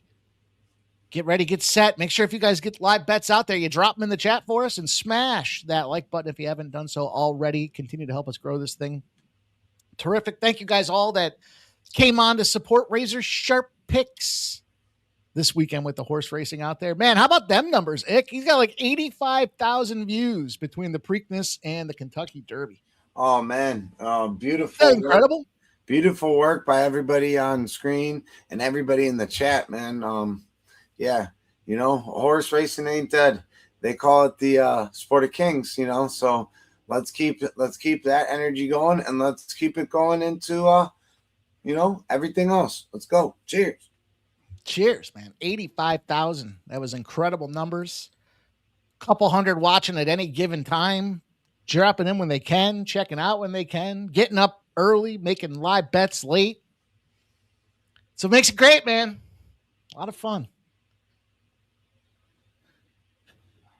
All right, so we got this thing. I get to this, and you get to this point where it's later in the season. There's not a lot of games going on. There's not a lot you're watching, and it's like, all right, now I want to start getting degen, just full-fledged degen. Like I was looking at halftime, first basket score of the second half, Cade Cunningham. I stayed off it. I didn't do it. I'm trying to exercise caution, but I still get the shake in the hand. The hand still shakes. Like I got the itch, man. All right, let's go. I had to put a tweet out. Let's go. Stop Geo's just here so we don't get fined. No, I thought that was hilarious. I had to highlight that. I wanted you to read it too. That's awesome. Well, the Belmont's coming up too. Yeah, let's get that one even more hyped up. We'll do our best to do that, and we appreciate everybody that supports each and every little faction of that.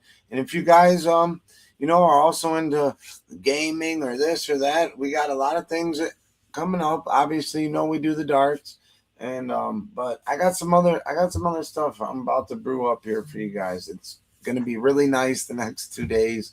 I'm going to take advantage of it, and I'm going to have some editing to do, or maybe I'll just send it to Mikey and let him do his magic. And we might have something else for you guys, but no, we're definitely going to have something else for you guys, and I think it's going to be awesome.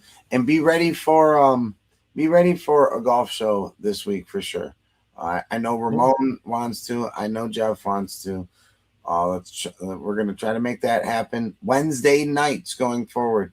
Obviously, Mike knows his golf too. If he wants to hang out, but Mike's already doing this, that, the other. So it's whatever you want to do, my friend. But I appreciate it. But Ramon's like he's itching to get after, Yeah. and I love it. I love that. I can't wait to do that. And Jeff knows his shit too, you know. So this is gonna Yeah, be. Jeff was talking about trying to take the majors, using the majors and the big events for getting out there. The back nine. I think that's a great fucking show name. Yeah. Oh yeah. Yeah. I just had to be active after I was on vacation. I had to be, active, extra Sure. active this week with the kiddos, and it's just softballs here now, and we all got this, that, the other, but man, my kids, they really love their sports, and it makes me happy, and that brings so much joy to me to see them love like the joy of just playing catch with my son or this or that. Like it brings me so much joy, and I could see how happy they are too. Like just with sports. Sports is so fucking cool, and it brings people together. I love sports, and I love making money. Sports money. Fuck yeah, dude. It's a lifestyle, man. I always talk to Shark about that. Dude, we're doing it all the time. But if you can enjoy what you're doing, you're not really working. So that's what it comes down to. I'm actually going to take a few days this weekend. There's no UFC on Saturday, so with the holiday weekend, I'll probably head north of the border with my boy and do some of his do some construction on the job site there. He's got the house that he's finishing up and the cabin in the woods. Get some cocktails in us and make some fucking bad decisions with regards to jet skis in the middle of the night by the moonlight. That kind of stuff. Oh, well, please be safe. If you're gonna do that, definitely wear a life vest. I don't think those are allowed in Canada. I don't think I've seen a life vest in Canada. And we were when we were up there back when I was. Are you on like glass and it's wide open, or is it sketchy and narrow and fingery? No, it's pretty wide open. It's pretty wide open. It's a private. Like It's a a Finger private lake. Lake, though. You know what I'm saying? Yeah. No, I mean Houseboats. it's not that big. It's a private lake, so it's Oh not. yeah, It's not, so you're doing this boss shit. Yeah, you'll be. but Fine. it's deep. You'll be So fine. it's not. Yeah. We were driving back. We were doing the maple syrup thing back in March there, I think it was. The maple syrup. And Oh. we had the snowmobile out because there was so much snow up there that's how you drove around. But then it got hot the one day, so we were driving the snowmobile back to the cottage across the fucking lake as you could hear the back end. You could feel the back end of the snowmobile sink down into the middle of this fucking lake that we're on here. It's frozen, but the edges were a little thawed. And I said, dude, I can feel water on my ankles. Fucking speed it up. So 100 miles an hour got us out of there pretty quick, but it was fun. I didn't like the idea of thinking about fucking going for a swim in March. Oh man. Yeah, no, that would be not be good there. They just showed it heading to the crowd, and it was some Cleveland chick waving her shit, yelling. It just brought me back to like right outside the house, like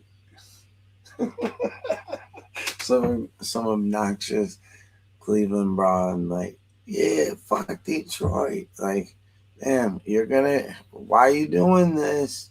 You're gonna get us in some shit. Shut your mouth.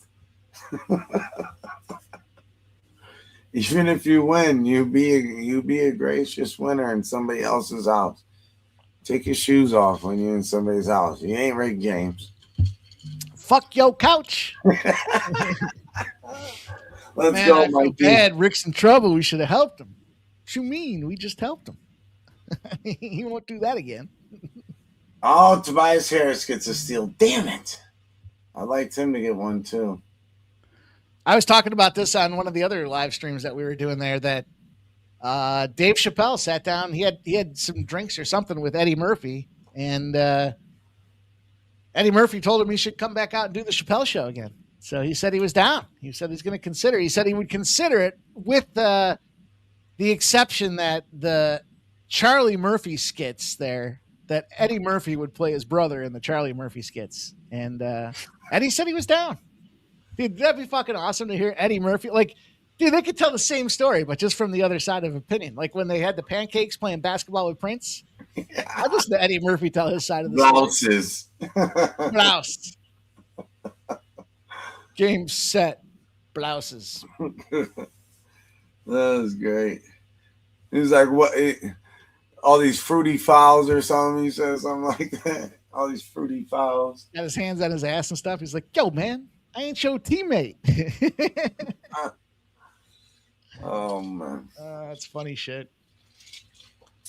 We got a 19-point game here. 72-53. 9 minutes. And oh, this third quarter number is flirting, though, boys. We got a flirter. Sitting at 56.5. Went up to 57.5. Went down to 55.5. That's going to be a sharp number. We're at 53.5. Oh, yeah. I liked that. I liked that a lot. I like it a lot. Harden's inbounds to Allen. Duran's on him out on top. God, James, man. He makes it look so labor intensive when he's out there shooting 3-pointers. Like the ball's not high and right. The ball seems like it's got no zip on it. It seems like it's barely going to get to the rim. Well, he's also looking for those fouls too. Yeah, those ticky tacks. Yeah. Shithead ball. Duran with a bad foul there. He just clobbered Allen on the back of his neck. They're battling. I like it though. Those are two big fellas. Like, yeah, bring out the angry in Jared Allen. That's not going to be good. When he wakes up, it's not good for the other team. James Harden is just clearly looking to draw fouls and then get to be. What's his assist number look like? There's the benefit of watching the game live. He is not interested in throwing. He's got 3. I'm going to live take a 6+ assists. He's halfway there. He's plus 145 for 6+. Right. Get this fucker one way or the other. Looks like he's just interested in passing the ball around. If you're going to pass it, I mean, he's the possession guy when they're kind of taking off down half court there. So if he's the possession guy, he's chucking it around. Early here. Because he can go on a stretch of where, I mean, and it's really if they're biting on his pump fake. If they're biting on his pump fake, then he's going to shoot and go up. If they're not doing that in the half court set, he's just going to drive and dish. He hasn't been going up with it at the rim. He's like looking to pass it like behind 2 guys to try to get it to Allen, underneath the hoop. That's where I'm hoping for that Jalen Duran fucking steal on a play like that. Mitchell, corner 3 off the front and back of the rim. Harris gets the rebound. 47 or 74. There's that. 74-53. Cade Cunningham to the rim. And they call some kind of. All right, let me get myself a refill in this piece. I'll be right back. Yes, sir.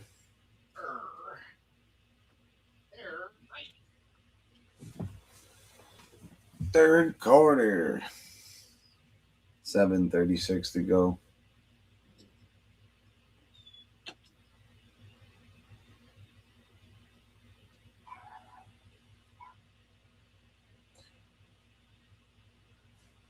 Damn, Cavs are looking good. So far, they're looking like a complete team. Let's take a look at these team stats. Cavs only have 5 turnovers this game. Cleaning it up. to the Pistons 7. All right, we're back in action here. 7:25 to go. 74-53. Harden brings it up. He drives on Robinson. Gets caught in a double team there. Throws it off Sam Merrill's leg with a bad, horrible pass. And just kind of like shitty effort all around there. James Harden seems unfazed by that. He gets driven to the lane on. And yeah. And one. And one for the Pistons. Unreal. They get Jared Allen on the foul there. Yep.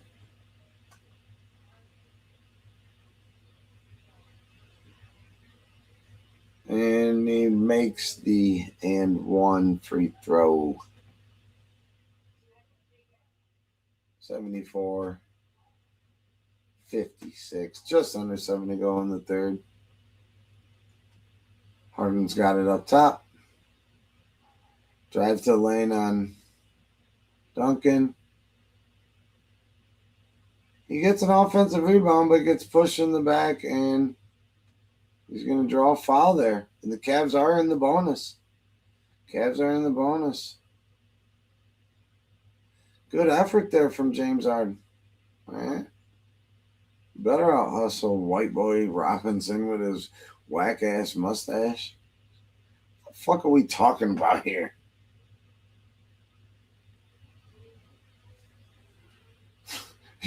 The beard better not let that weak-ass mustache fucking... He clanks it off the back of the rim.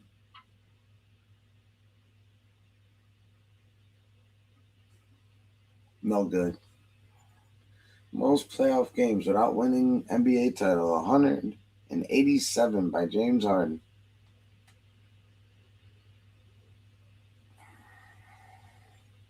We can scrutinize the man. Oh! It's going to be it. What's going on here? That was another foul on the Pistons. Oh, yeah, he just fucking pushes Jared Allen down for no reason. So that's 2 more free throws for the Cavs. That was so stupid. 75-56.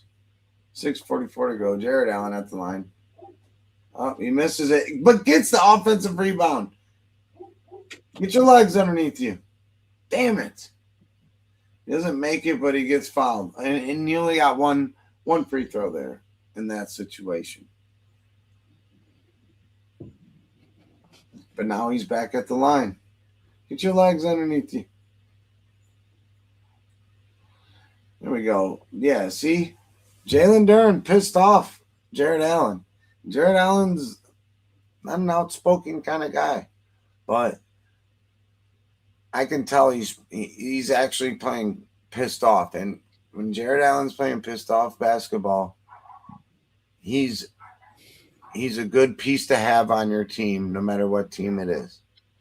When you have a guy like that is a great teammate, won't complain, and just does his job, and is playing locked in and pissed off, that's what you want. Stop, Gio says. James Harden gets crossed up and 3 drained right in his face.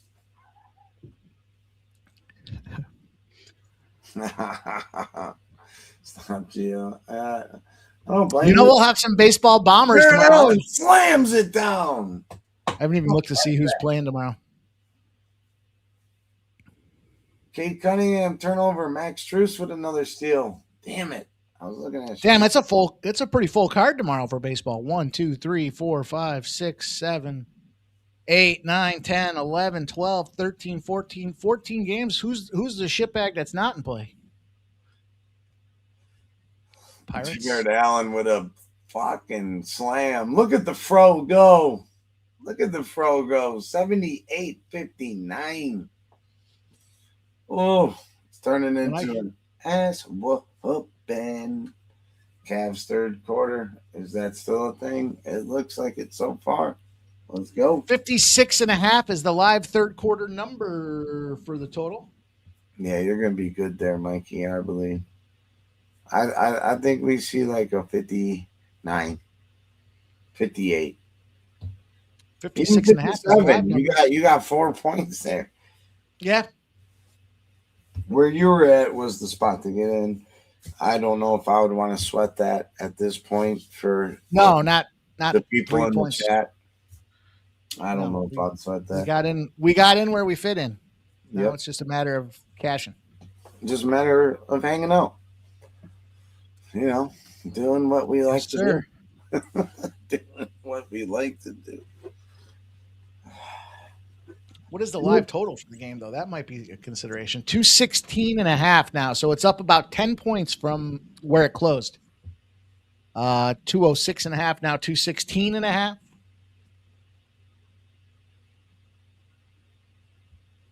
Big O says the Brute Crew and the Cubby Showdown starts tomorrow. I see 14 games on the card on a Monday, boys, and I think, fuck, I got to get up early and put those graphics together. When I see a Monday card with like 6, I'm like, yeah, not a lot to cap. Get some time, enjoy my coffee. Not the hustle and grind of putting together a fucking graphics package. Right. I would consider the under. I know I'm on the over for the third quarter, but I would consider this thing popping back. The only problem I have with the total now, the Pistons are getting flooded. What are they going to stop trying? It's game 7. You're not going to not try any longer. You're not going to be. What are you going to rest, guys? You're not resting anybody at this point. This is fucking everybody goes in. All hands on deck. Yeah, and you're not taking 24 seconds each shot clock. You're hustling down. Quick shots, quick turnovers. Yeah, and that can lead to points on both sides. You know. Agreed. So, it would be hard to take the under, but I'm not saying take the over, but I just couldn't. talking about it. Yeah, I couldn't. You guys some analysis with regards to the numbers. To an underside. No. Not yet, because at some point it will hit a certain number. Now's a perfect time to start looking to see where it goes. If you are interested in the total, watch it how it goes from 6 minutes. All right, so this is halfway through the third quarter where we got 6 minutes left. Just watch the line if you're interested in, the total, and I'll do my best as well. But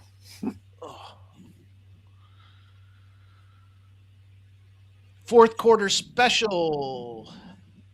Can Cade Cunningham get 2 or more rebounds, 3 or more assists, and 8 or more points? If you say yes, it's 10-1. That's a creative little endeavor. Harden, 2+ assists. Cade Cunningham, 2+ rebounds and 8+ points is plus 800.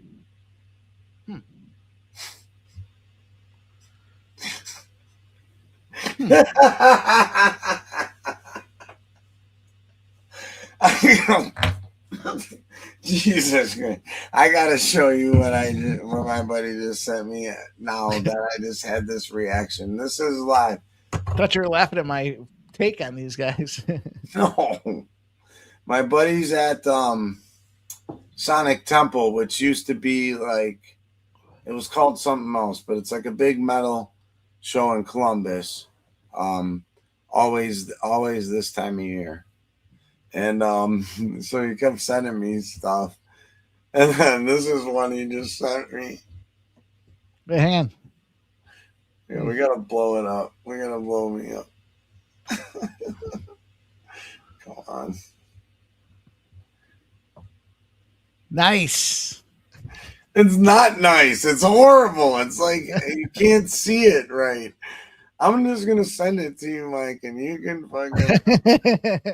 It's not like it's the worst thing you ever seen, but he said he's seen that chick earlier. I said you better walk by her and fart on her for me. Have you seen that new wave taking over Twitter? Girls farting. Is that seriously a thing?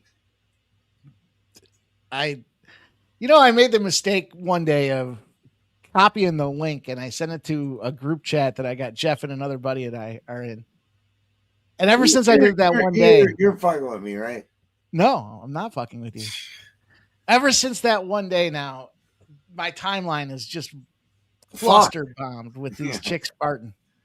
Yeah, but disgusting. We can't hit the right algorithm. What do we got to? I know, dude. I don't understand. Make it make sense to me. Fart bets. Like what the fuck? What do we got to do? Like Meatloaf says, I would do anything, boy, but I won't do that. Fart bets. So now I copy one every day and I send it to the fellas first thing in the morning. Let them start their day with it. I'm glad I'm not part of that one. That's hilarious. I don't recommend you start copying and pasting it either because your timeline will just be cluttered. You're done. Stuck at that point. Stuck like Chuck. All right, we got 83-66, 4 minutes, 25 seconds left in the third quarter. Eastern Conference semifinals, game number 7. The Cleveland Cavaliers taking an early and commanding lead here. Now back up to 19 points with that 2-pointer made, 85-66. Appreciate Jeffrey Soto with the new follow. Oh, man. Appreciate everybody following us here, man. If you guys haven't done so already, get on over to the YouTube channel, like and subscribe to the Sports Money Network, you guys. Lots of content, lots of games, lots of best bets, lots of fun. Hanging out as we build this community. One day at a time, Nick. Mikey, I say we go about it like this. I'll call this till the next stop and play. And then you get the next round. Sam Merrill just hits a nice 3 with 3:25 to go here in the third. 88-69 Cleveland Cavaliers. It looks like Donovan Mitchell got a steal there. And he goes straight to the rack for another bucket. Cavs got 90 points in the third quarter with 3 minutes to go. 90-69. I would have never guessed this, my friends. Duncan Robinson to the hole. Sam Merrill says, no, not so fast, my friend. Donovan Mitchell says, let's slow it up here. He slows it up. He's got Duren on the one-on-one and just beats him straight on the beeline to the bucket. There's Donovan Mitchell that we know, playoff Mitchell. 92-69. Cade Cunningham dishes it off. 3-ball. Pistons, no good. Mitchell got it. Fast break. To the hole. He gets fouled by Cunningham. And he keeps flexing at somebody in the crowd. He don't like this motherfucker in the crowd, and I love it.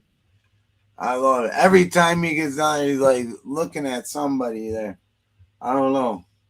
I like that kind of grit. What do you think, Mike? No. I think the third quarter the live total for the third quarter is 64.5. We got 53.5.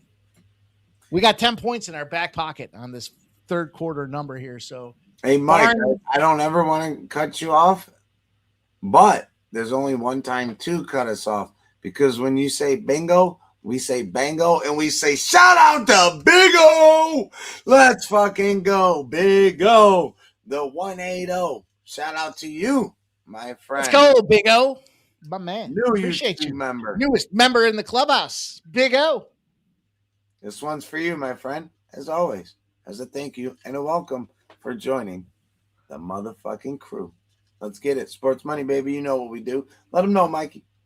Let them know we're putting the work in, you guys, to help everybody win more bets, foster this community. We're going to work on some members-only things as well, you guys. So that is something that is up the sleeve here. We're going to do, we love doing the live shows and come one, come all, but those that do take the time to support the Sports Money Network deserve a little one-off pop there, like a like a little neighborhood barbecue type of thing, right? You can't come to the barbecue if you don't live in the neighborhood. That's what we're going to try to do here this summer. More fun stuff coming. Man, we got a ton with the lines of the World Cup now. They added more games to the World Cup on top of that, Ink. There's going to be a ton of World Cup fun going on, you guys. Redbeard says 16,500 and growing. Growing every day, man. That is exciting to see. Exciting to see that you look down and it's like, holy shit, we just added another 500 subscribers. Yes, sir. Yeah. And you know what? That's all because, you know, our friends here, Mikey Money, and all of us, and Razor, having this vision of something better than what we've been fed. Well said. You know, bullshit and lies, and we're going to give you just straight winners, and that's it. Who cares about anything else? This is the Sports Money Network,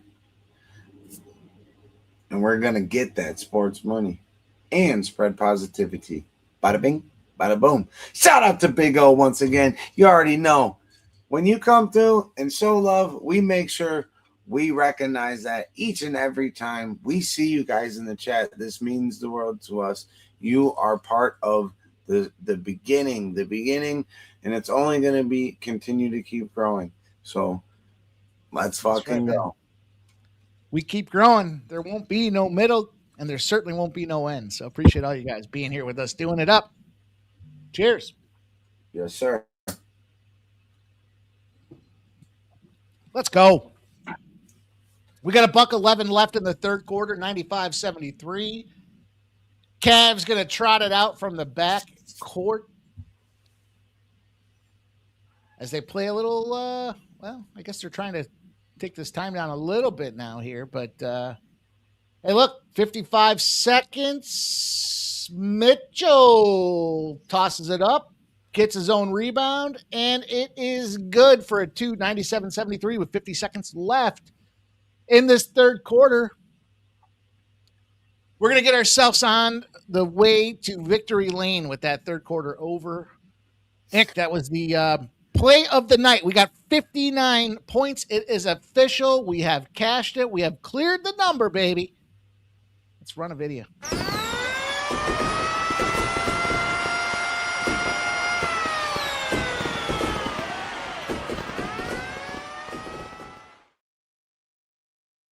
Yeah. Let's go. Let's go. Hopefully you guys cashed with us. Leave a comment if you cashed, if you tailed that third quarter over. Let us know. Let us hear you. Mike, that might have been around maybe a minute, or not a minute, an hour something, if we do want to clip that for like an hour, maybe 48, maybe an hour 48, maybe an hour 58, somewhere in there. Where we did that little breakdown of that's our halftime play, baby. I like it. I'll take a note. We'll see if we can't find it, clip it, tag it, flag it. I should have paid more attention to that. Next time I'm going to, and that's a great addition. I like that addition. Hey, my friends, always keep a notepad around though. Always keep a notepad around. Like, it's seriously. Hello, my friends. I got one. Yep, I like yours. I need the clipboard status. It's old school. You know, it's old school, but I don't know. I like it. I like that. Usually one piece of paper go 3 days at least. You know, I get clipboard nice because you can write anywhere. Yeah. You Flip her over. It's like kind of like, you know.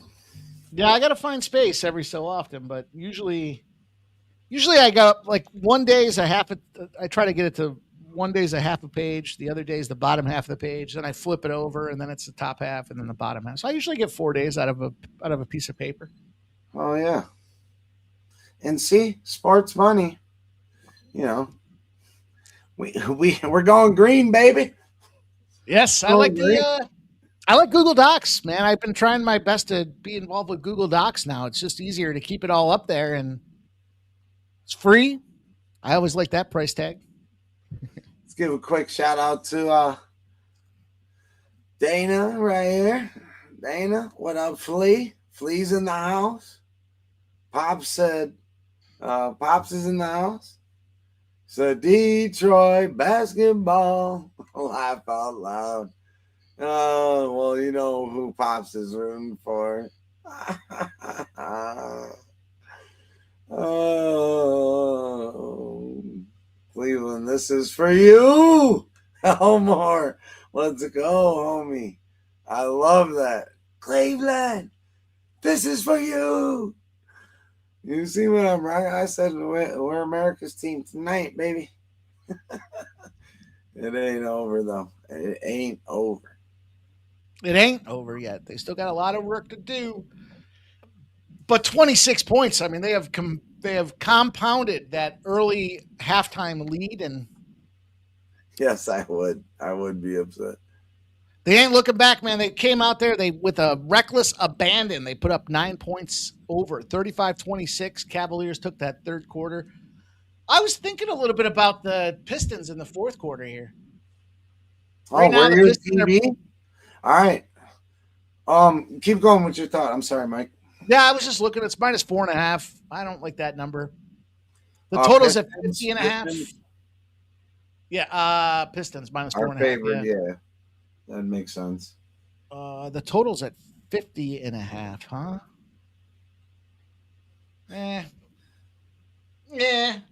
I'll ride out my Cavaliers +4.5. Should have been a man and taken the money line.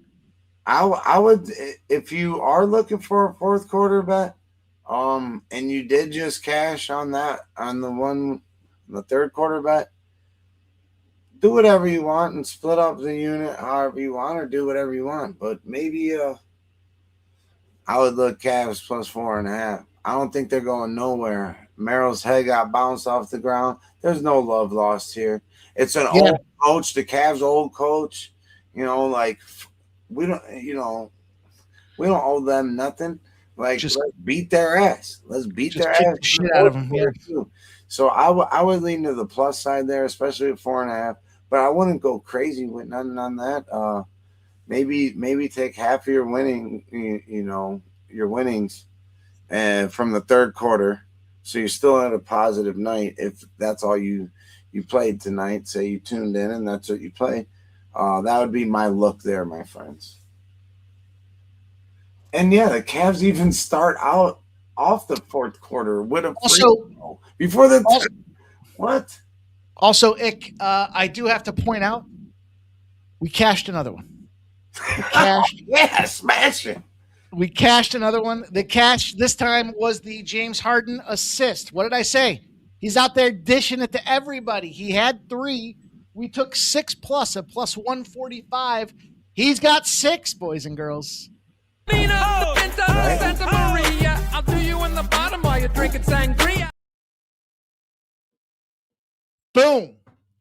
Boom, boom, boom. That's some live betting right there, baby. Let's go. Said it right here. He said it. Flea, hey, Schroeder gets the fucking bucket and then looks at his hand in front of dude's face as he's about to inbound it. Flea, my UFC capping has gone exclusively to Google Docs because it is a lot. So UFC is exclusively on Google Docs. There is no UFC on this paper. Sam Merrill with a steal. Well timed to get the bucket. He didn't get the foul. Sam Merrill's killing himself. What a great fucking Duncan Robinson all pissed off. White boy on white boy. Here we go. We got 11 minutes. What a great call for this fucking James Harden assist. I saw him out there commanding the floor. I was like, this guy's just dishing it off, man. Let's take this +145. It went up to 185. Damn. Good call. Let's go. Yeah. Cheers. Great call. Big money right there. Excellent call. Hey, and you know what? Like Pop says right here, He said we're his TV right now. So let's bring the sun home properly.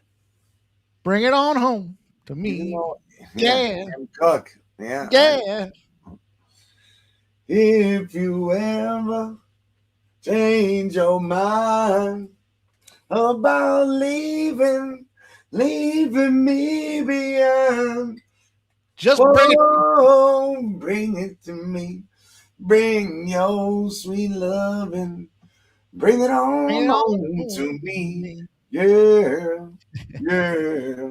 Jeff's got a great version of that song that one of his buddies, in that band, I forgot the name of the band, but anyhow, one of his buddies, he had him did an acoustic version of the song for his wedding. Oh, that's dope. And so he's got it on a guitar. It's solid.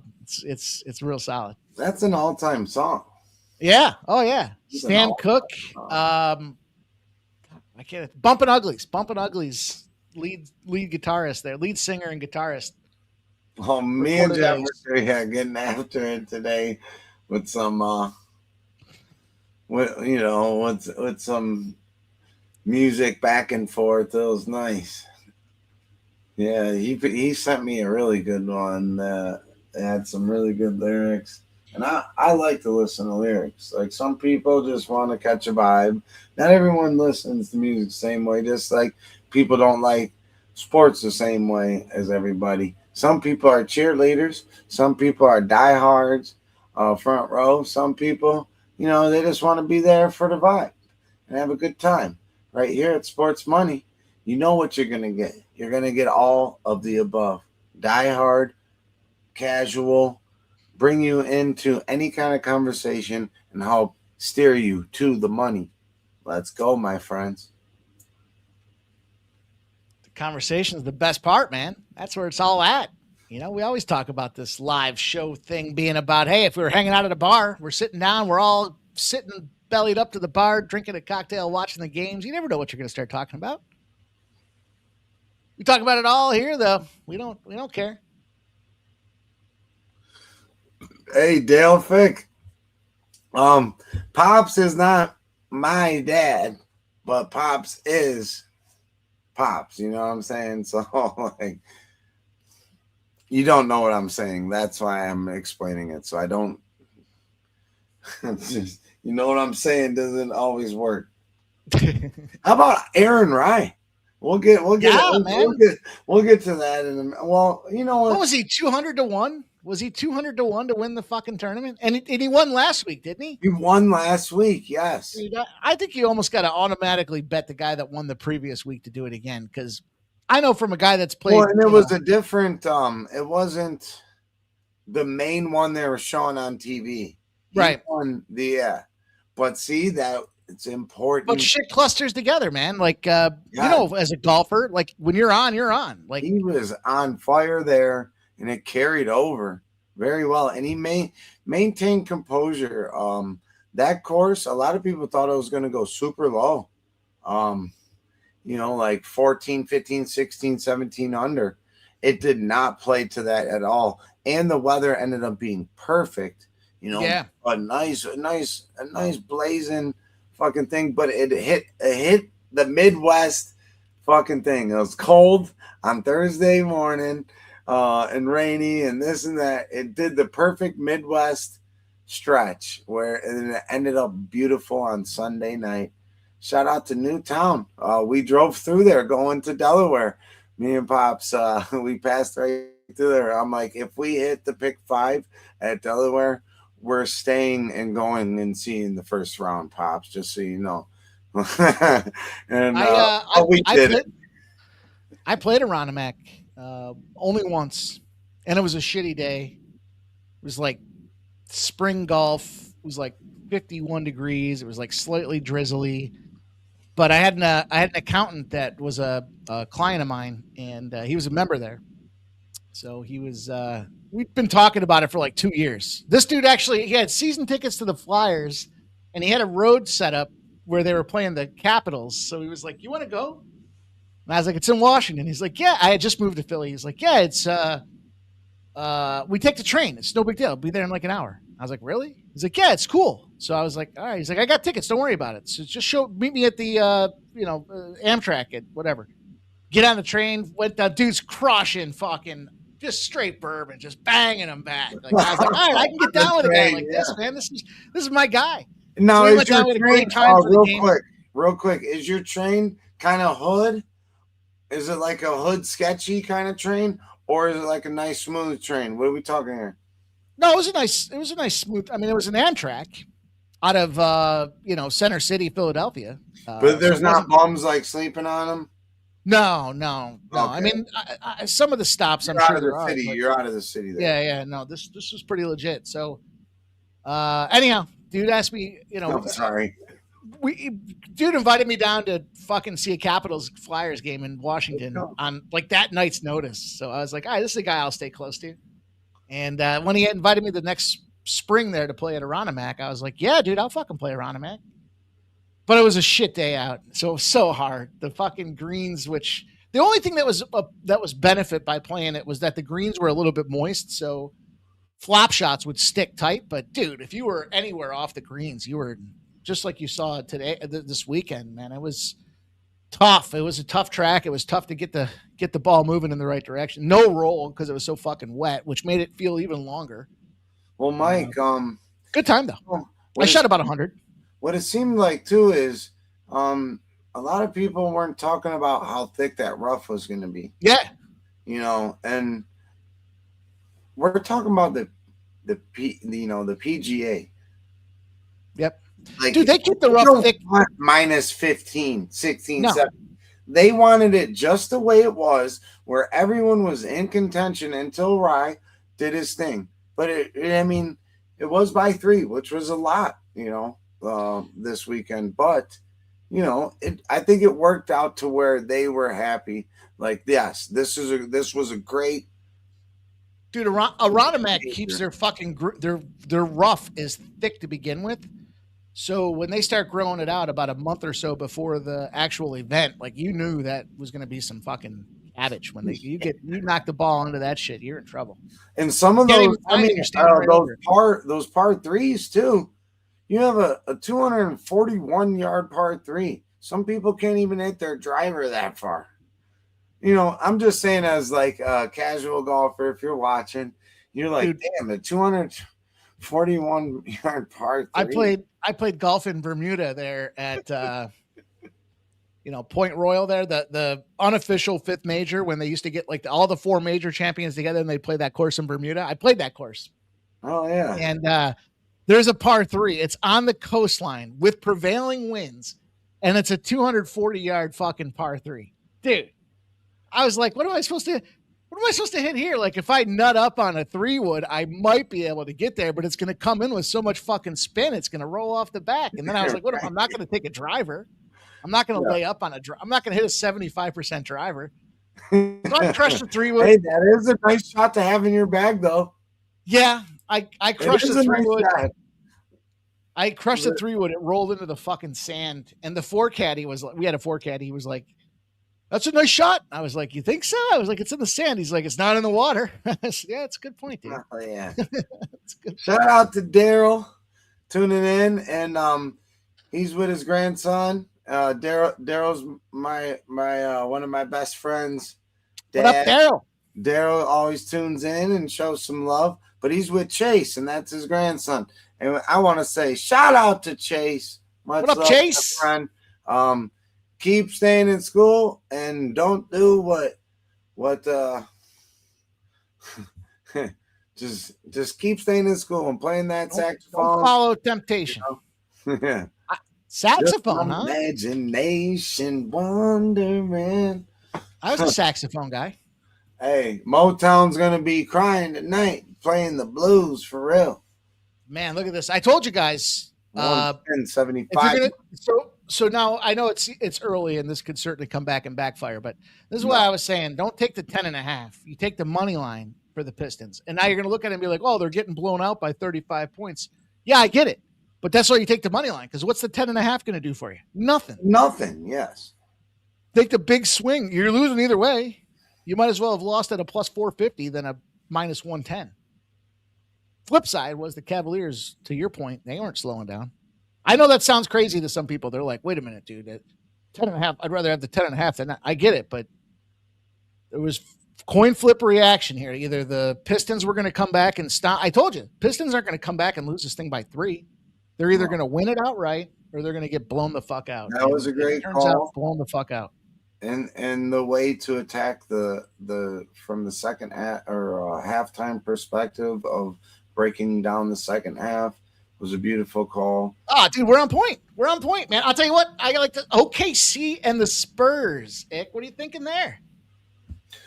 Man, I think OKC is going to be pissed. They lost 4 regular season games to them boys. I think they're going to be pissed. But you know what? The game changer. Everyone knows Wemby's this, that, the other. Right? Yeah. If Castle can do any kind of slowing down of SGA, the Spurs are very live. And if the Cavs, you know what? The Cavs haven't done so well against the Knicks in past years in the playoffs. They're kind of a little rival too. And this could be fun going forward. Detroit, Cleveland, New York. I'll give you guys a couple. Sorry, Uncle Nate. Not sorry. I got a couple looks for you guys here. First of all, I did jump in. The Spurs to win the NBA in its entirety. And I know they got to obviously get through this big test right now, but the big thing for me and why I was kind of pounding my chest about this back in November, by the way, back in November, I was talking about this is because the team that loses that Vegas NBA Cup ends up going and being pretty fucking dominant when it comes to it. I think like 3, someone's got to go back and look and see how many times has the team that won the NBA Cup or lost the NBA Cup rather, the team that this lost was the third year of it.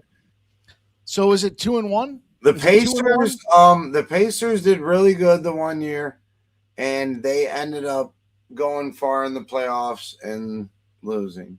I think the Lakers won it that year, and they went far. Was that the inaugural? Lost. Yeah. Yeah. So I thought these teams can get there, and they'll go deep. So I like that situation of it. But I'm going to tell you this: the spot that I really like, and I think I'm going to blindly play it every game this series here because it's been so fucking cash. They've been clearing this number. First quarter? The San Antonio Spurs first half team total overs. Okay. All right. I like it. So they've been putting them between 54.5. It went as high as 57.5 last series. They're putting up 58, 59, 61s. I mean, they're out there cooking this number majority of the time. And they did it one of the highest scoring teams in the first half all regular season. So right now, the Spurs team total first half is 54.5. It's minus 105 right now. So it's juiced to the under for game 1. I would say this. Game 1 could be a little bit of a chess match, trying to figure each other out as they see who's got what kind of options and weapons out there. But at minus 105, I suspect that number will be higher as the series goes on. And I suspect that it'll be juiced as well. So you're catching that. Maybe they only put up 56 points, but by game 3, it's going to be 56.5 is my projection for the Spurs team total. And look, the OKC for that all intent and purpose, I mean, their team totals have been sitting around, I don't know if you guys have been paying attention or not, but 114.5, 116.5. So the fucking Thunder are an offensive juggernaut that plays quick with pace, and that pace only takes a couple of missed buckets before the other team stuffed a couple down your throat. So 54.5, Spurs first half team total over. You can take that as an official play for tomorrow. And I'll be playing it all series. How about that, Ick? I like that. I mean, I'm with that. Something I can add to that I know that's been pretty damn good the last two and a half months or so. Spurs first quarter has been a great play, and they seem to get off to good early starts. But let's not mistake here that this is going to be a totally different This is going to be totally different than everything they've been doing throughout that time. But I mean, fuck, dude. You might even want to look at Wemby first quarter points. So I got a Wemby bet for you guys too, just so you guys are all on the same page. And I told you, oh shit, I just dropped my remote. I told you the way that I roll about it. 2 days on one side, starting the new side. I got my bet, Nick's bet written down there at the top of the page. That's how we do it around this piece. But you know the one that I like here as well? Daryl says, you made his night brighter. That's awesome, man. Shout out to Chase. Much love to Chase. It's a family environment, man. Sports bring us together, boys. That's what it's all about. Yes, sir. I'm going to look at Wemby, but I'm going to look at his under and his rebounds number. Dude, they put it at 13.5. The dude's averaging 11.5 on the season. So they're jacking his number up. Obviously, you know, world-class rebounder, but in that NBA Cup semi on an X's and O's perspective, Mike, why I think this is a good play too as well, because if he is stuck on Chet or Jalen pops out and it's or whatever, he's going to be further away from the rim. These guys can space the floor. Yep. On the other side. So that leads to a lot of other guys like getting rebounds, you know. Well, and so I like what you're saying. You talked about, you know, his points factor out there and how they beat him 4 times, right? But so check this out. So his rebound average is 11.5, right? So they're putting it at 13.5. That means you're getting kind of 2 rebounds in your back pocket. And then if you want to look at his history against the OKC Thunder, he the NBA Cup semifinal, right? 9 rebounds. Now he was coming back from injury, so that was kind of a big number because if you look at the rest of his numbers out there, the December 23rd game he had 5 rebounds. The Christmas Day game he had 11 rebounds. And then in January, OKC beat him. You know, OKC was stomping him so good that they pulled Wemby. He didn't get the minutes, and so he only ended up with I think it was 7 in that game. So collectively, they're juicing his rebounds up too, and he's never gone over this number this season against him. So I think that Wembyana under 13.5 rebounds is fucking solid gold. Yeah, I totally agree. I totally agree with that.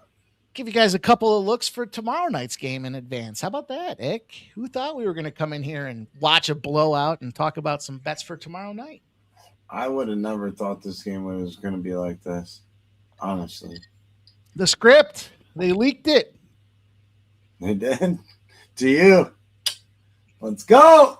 Did you miss it when I was talking about it earlier? My guy knows. Some guys. Did you miss it when I was talking about it earlier? Well, you might have gone. You might have gone to the script.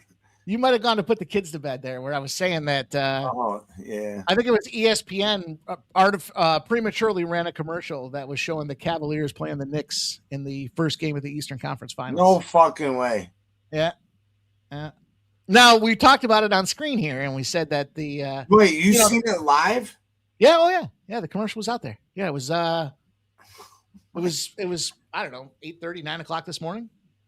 Oh, this morning, okay, but that was the thing, and then, yeah, of course, if somebody catches on to that, it's gonna go all over the internet.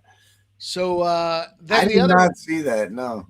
So that was the one, and you know you got to look at that and go, okay, kind of, sort of. But then we talked about the Sabres one for tomorrow, the NHL.com pre-released. The Sabres versus the Carolina Hurricanes for game 1 of the Eastern Conference. They put the schedule out there with them boys on it. Bye-bye, Canada. And so, sorry, Montreal, but you're about to get knocked the fuck out. USA. Let's go. I said that earlier when you were gone there, and I got some guys chapped. Nuke didn't like hearing about the script. Nuke did not want to hear about the script, but listen, we got to present the news to you guys here. Whether you like it or not, good, bad, ugly, or indifferent, I want you to know what we know.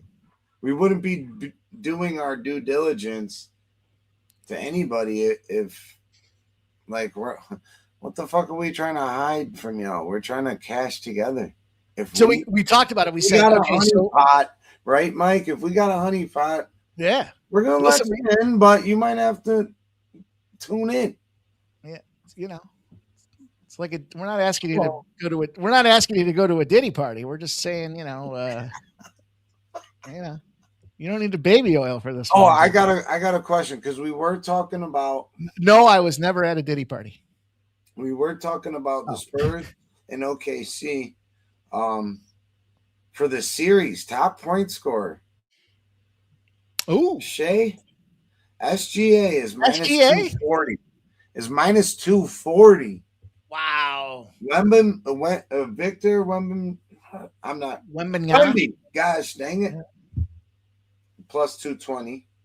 Wow. SGA is fucking beast. Yeah. I would never take a minus 240 or whatever. What if the dude gets hurt? I mean, I'm not rooting for him to get hurt. That's exactly. And all right, see, keep talking what you're saying because you're saying what I was thinking. Like, yeah, what are these numbers saying? And then if you take the plus 240 or plus 300 or something like that on the other side of things, you have the opportunity to hedge it with one bet where Wemby goes or where SGA goes out and scores the most points that night. So you could take Wemby to score. Say it's game one as an example, right? I'm not saying you take Wemby, but let's say you take Wemby to get the most points in the series at plus 250. I don't know what the number is, but then 220 right here. 220. Okay. Where I'm looking. So game one, the guy to get the most points is SGA. Well, if he cashes that and you put a unit on him, flip flop it. Right. If you put plus 220 on Wemby and you cash with SGA in game one, now you're free rolling. You're plus 220 the rest of the series. And if he gets hurt, if there's minute restrictions, if he gets blown out, if they pull him out for any reason, he gets suspended. There's so many wild cards and variables that come in there. I would never take the minus 220, 240, 250. I would play the next guy down the list as the dog. And then I would play against him every time that the opportunity, especially with SGA at home, right? Tell me I'm off on that. No, I'm going to fucking write this down right now. It was around 2 hours and 30, let's just say 6 minutes. I like it. That was beautiful, beautiful sports betting breakdown, analogy, insight. Ways to think about things for beginner to veteran and all in between. That was beautiful. I love that. So yeah, 2 hours and 36 minutes. Look, the big takeaway, and some guys will look at this, you know, I always talk with Shark about this, where we talk about the difference between being process oriented or outcome driven. Doesn't mean it's going to win, but you can't be taking minus 240s when there's so many other things. There's so many externalities, or what those are called, externalities that can happen that influence the result of the opportunity at a minus 240 that you can play it smarter. And it's all about building the bankroll. So even if you play it in the direction that I just kind of suggested and you make a quarter of a unit, well, you still made a quarter of a unit. So you're still growing the bankroll. Live to fight another day too. Right. And if only you lose one unit, pack it up and see you later. We'll win 7 the next day. Just lock in. You know what I'm saying? But SGA is going to go out there and put up 45 every single day? I mean, that's the only way he gets the most points. Yeah. You don't think he's going to have a day where he puts up 22 or you know what? Let's say Scotty Foster gets him fucking involved and Scotty Foster decides that he wants to call a bunch of fouls on him early. And now SGA's in foul trouble in the first 5 minutes of the game. Like, if you guys ever read that book, the Tim Donovan book there, where Scotty Foster's partner was the guy that was fixing the games with the FBI rated him, and he was fixing the referee that was fixing the games.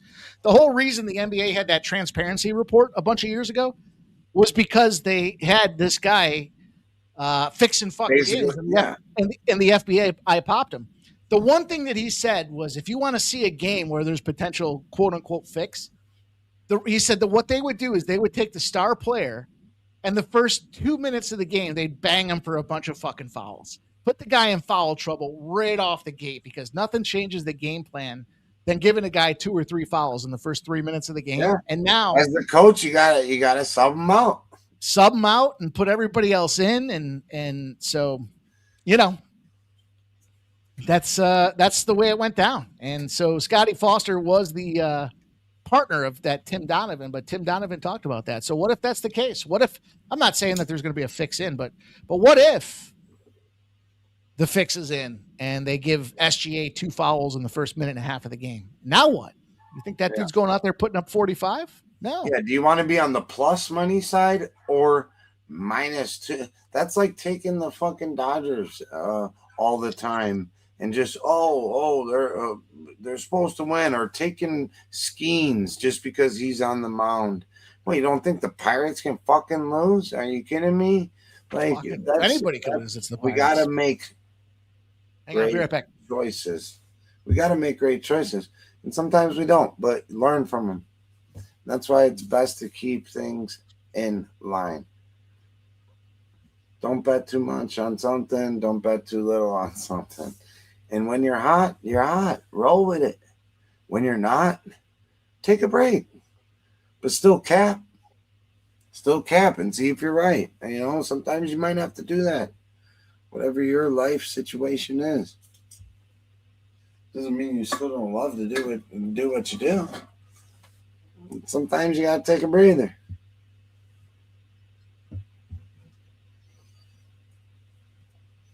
Man, this is such a blowout. Like,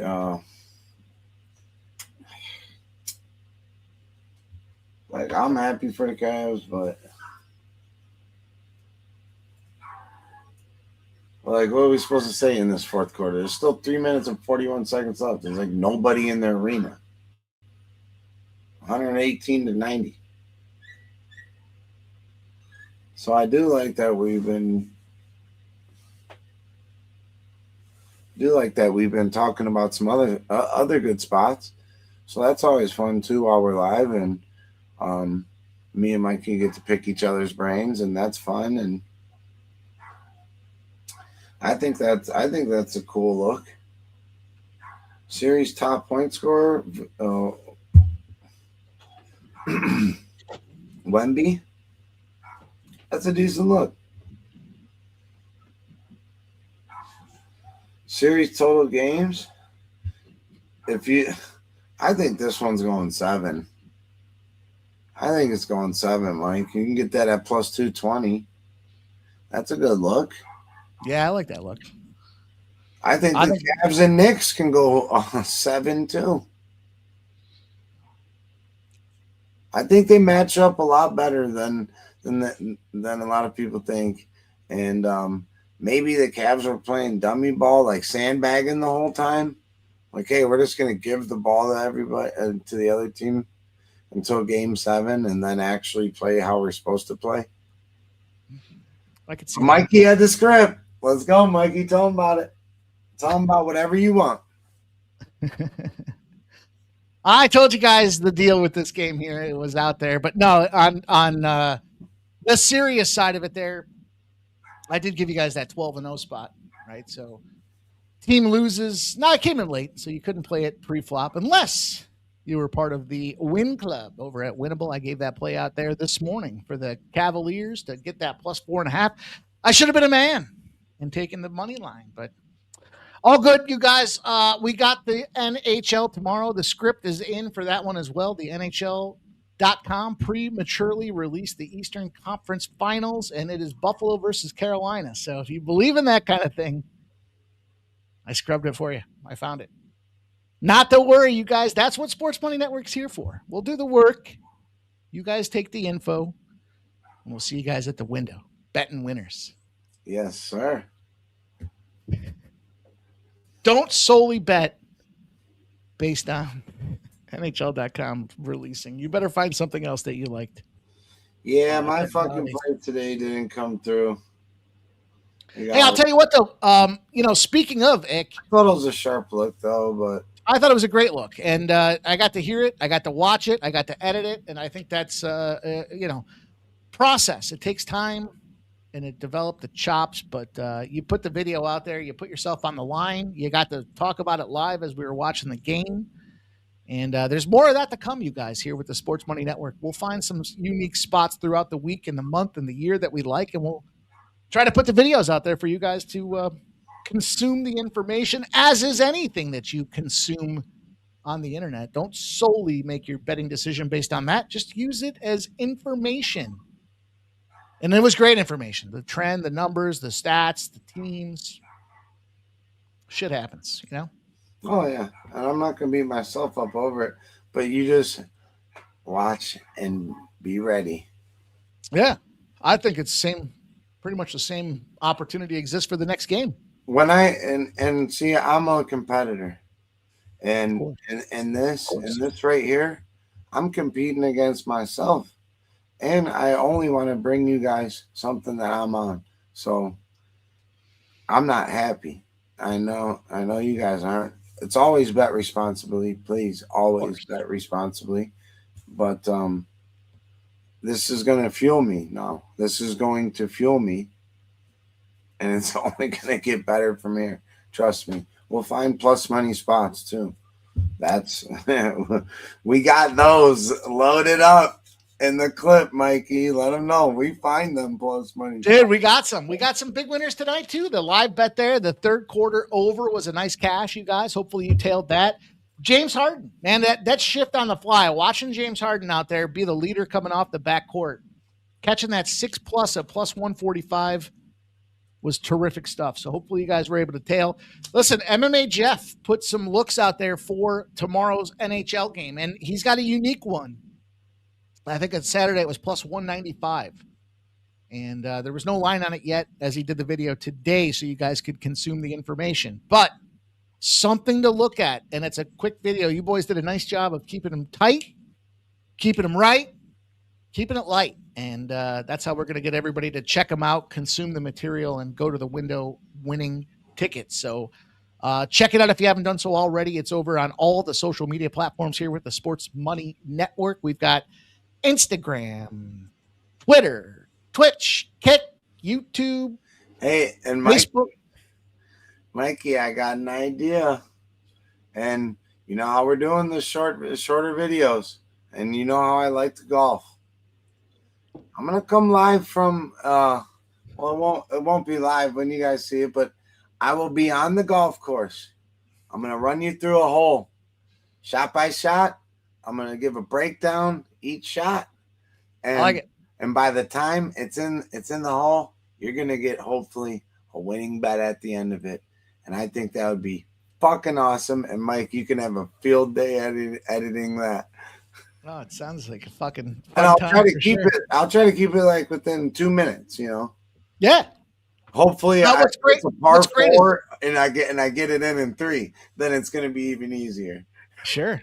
You're going to give it a little breakdown each shot. And then I like it, dude. I think it'd be fun. We could do whatever we want in this space. You guys just need to go out there and watch, consume the content, and smash the thumbs up buttons. That's all we ask from you guys. It doesn't cost you anything. It takes you only a second.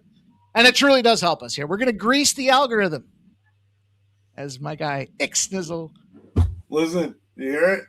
They're lighting off fireworks outside. And then people are yelling, let's go. Cavs won. Yeah. The land is happy, baby. And so are we in the chat. Appreciate each and every one of you guys. Mikey's the man. Tuning in. You know, that's what I'm saying. You guys got to not only just, hit that like, and especially when we're done. If you enjoy these videos and you are doing sitting down, doing a number 2, go through and scroll and leave a little comment on each one. They are seen amongst us, and we appreciate all that stuff. It helps build everything to where we're trying to go, and you guys are here for the beginning of it. Love you guys. Let's get it. There you have it, everybody. Enjoy your evening. On behalf of Ixnizzle, on behalf of the Sports Money crew, good work tonight, everybody. Smash the thumbs up on the way out the door, and we'll be back for more. Make sure you guys get the big score. Check out my man, Ramon Scott, 9 a.m. for the morning steam. I'll be back at 12 p.m. for Bases Loaded with my guy, Shark. Razor Sharp picks popping off them ponies at 12:30, and 5 p.m. is pre-gaming, you guys. We got a Game 7 in the NHL. Hint, hint, wink, wink. And what that means, there will be a live tonight, tomorrow night, because my main man, Dylan, he's been holding it down. And he's like, I just need to rest tonight, sis. I'm like, don't worry.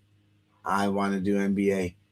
You go and do that NHL. So you're going to have another full day to start off your week at the Sports Money Network. Another full day. Who else is putting in that kind of work and bringing you cashers? Come on now. Show us some love. Nobody. Who's fucking with that, Mikey? Cheers, everybody. See you guys soon. Peace. I'm like an addict, do I gotta have it. I ain't even playing, got a really bad habit. If it moves, gotta grab it, fuse like a magnet. Lose, won't have it till I'm doomed in a casket. I ain't playing, got a weird mind. If you work 8 hours, I'ma work 9. If the shit tastes sour, you should taste mine.